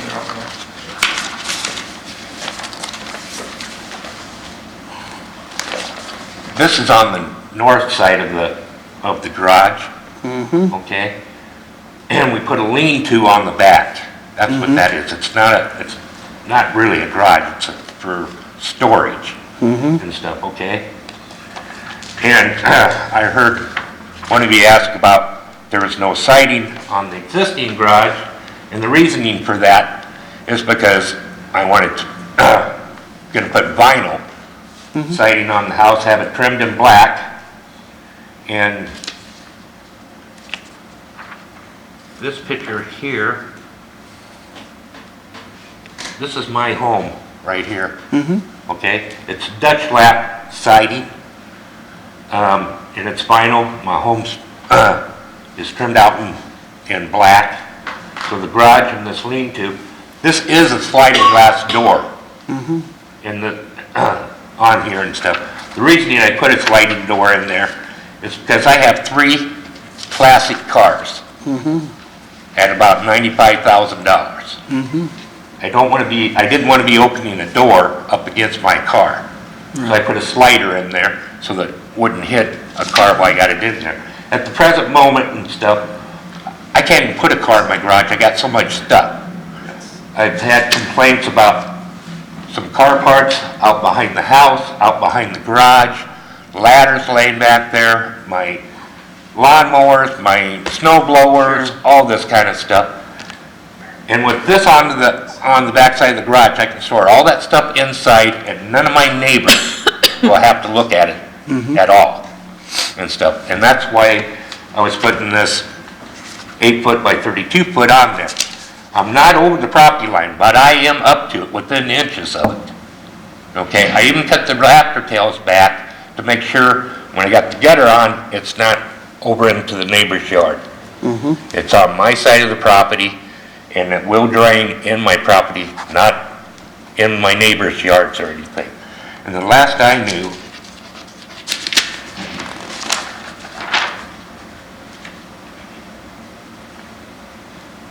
this neighbor here,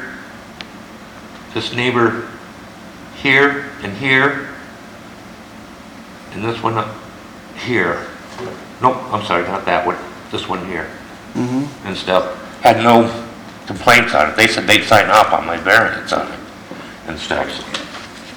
Well, with the area map there, it looks like at least the property owners aren't very happy about the idea. Well, not that I know of. Everybody I talked to didn't have an objection against it. And I'm not sure if those are renters then, or... Stancil that you directly back up to had submitted this letter. They don't look too happy. I've never seen this. And that's one that, he was the one, he cut his lilac bushes back so I could even get to it. I mean, you know what I'm saying? Well, he submitted something in writing plus his card. He's maybe... I mean, I try to keep my property up, but I got so many car parts and everything. Sure. This is a white vinyl fence back here. Sure. And stuff. And my wife's got a flower bed on there. And I just have a second here.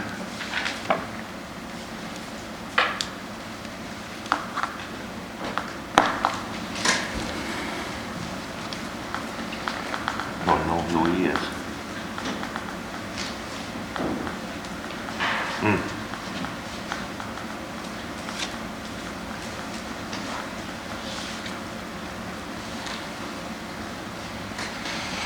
They don't have a problem, they said. I didn't make a comment. There's that one.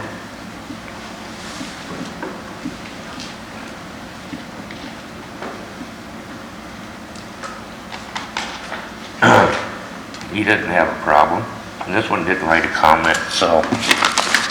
Yeah, if they don't write comments, they circle I do or I do not approve, or they might X that, so, up at the top left. But nonetheless, David, is there some other points you want to add to your project here? Well, I just want to clean up my property and stuff. Sure, we appreciate that. And like I said, it is up, within inches to the property line. Right. And stuff, so I can get all my stuff put in there. I just lost a brother. I got a bunch of his stuff, that I don't want to get rid of. So in my home, I have no storage. It's got crawl spaces. I mean, the basement is about as big as this little area right here for a hot water heater, washer, dryer, and a furnace, you know? So I have no storage. Yep.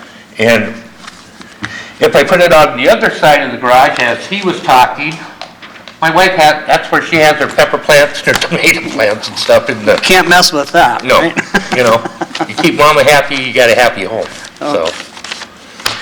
Well, David, I asked this question of everybody in these situations. So you're here to ask for forgiveness rather than permission?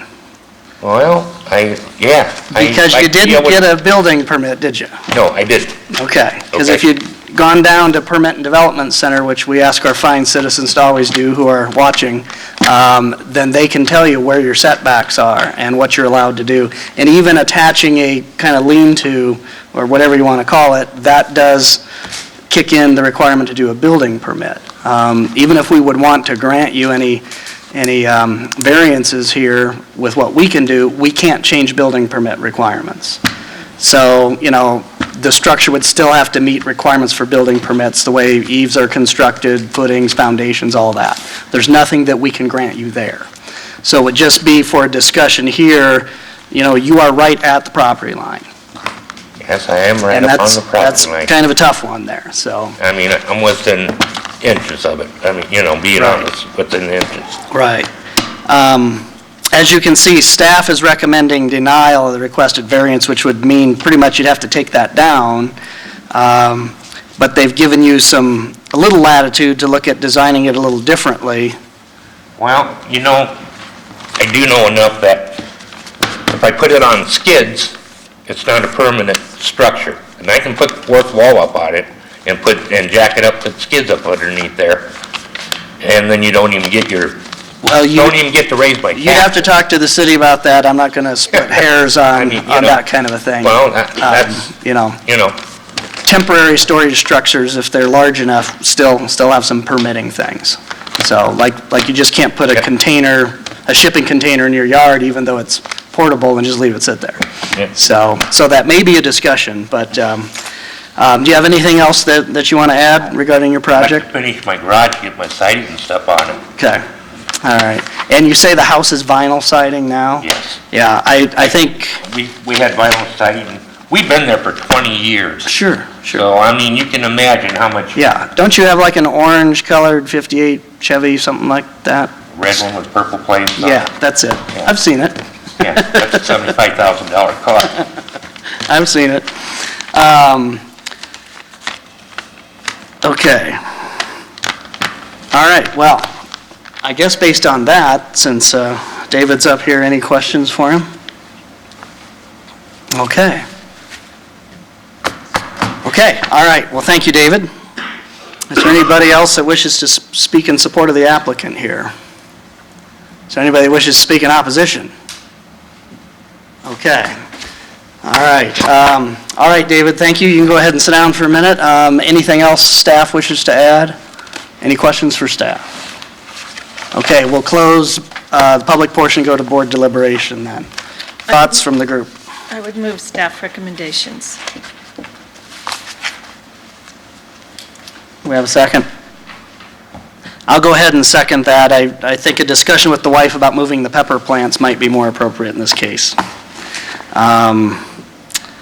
Okay, so we got a motion, second here. Okay, so we've got a motion to deny the requested variance.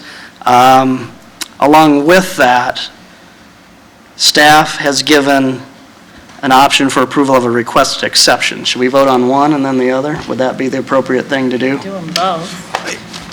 The motion could be for both. The voting requirements aren't different. Linda? I just moved staff recommendation, I included both of them. Okay, That was my okay, intention. so if that was your intention, okay. All right, and I second that, so. Okay, a motion and second on the table, all those in favor, say aye, raise your right hand. Aye, motion carries 4-0. All right, all right. David, I know that's kind of a bummer, but I encourage you to sit down with staff and they'll work with you on a plan so you can make those adjustments. Well, you'll want to talk to Herzog and Terry Hayward. Okay, let's go ahead and finish up the formal part of the meeting here. I just had one revision to the minutes on the staff president. It was actually Larry McDowell rather than Well, Roger Brown. yeah, Don't sorry, Larry. blame Roger Right. for something I messed up, so. Okay, all right. Okay, so with that minor amendment to the minutes, motion for approval, I'll second. All those in favor approving the minutes except for Dave, say aye. Aye. That's a simple majority. Okay. 3 with 1 abstention, motion carries. Okay, anything else? Just going to point out that next month is April, which means we have board elections. I know we had special elections in January, but Okay, Just revote it. the natives are restless, so we'll see what happens. All right, okay, thank you very much for all your time today, everyone. Okay, here we go, gaveling out. Okay. It's nice.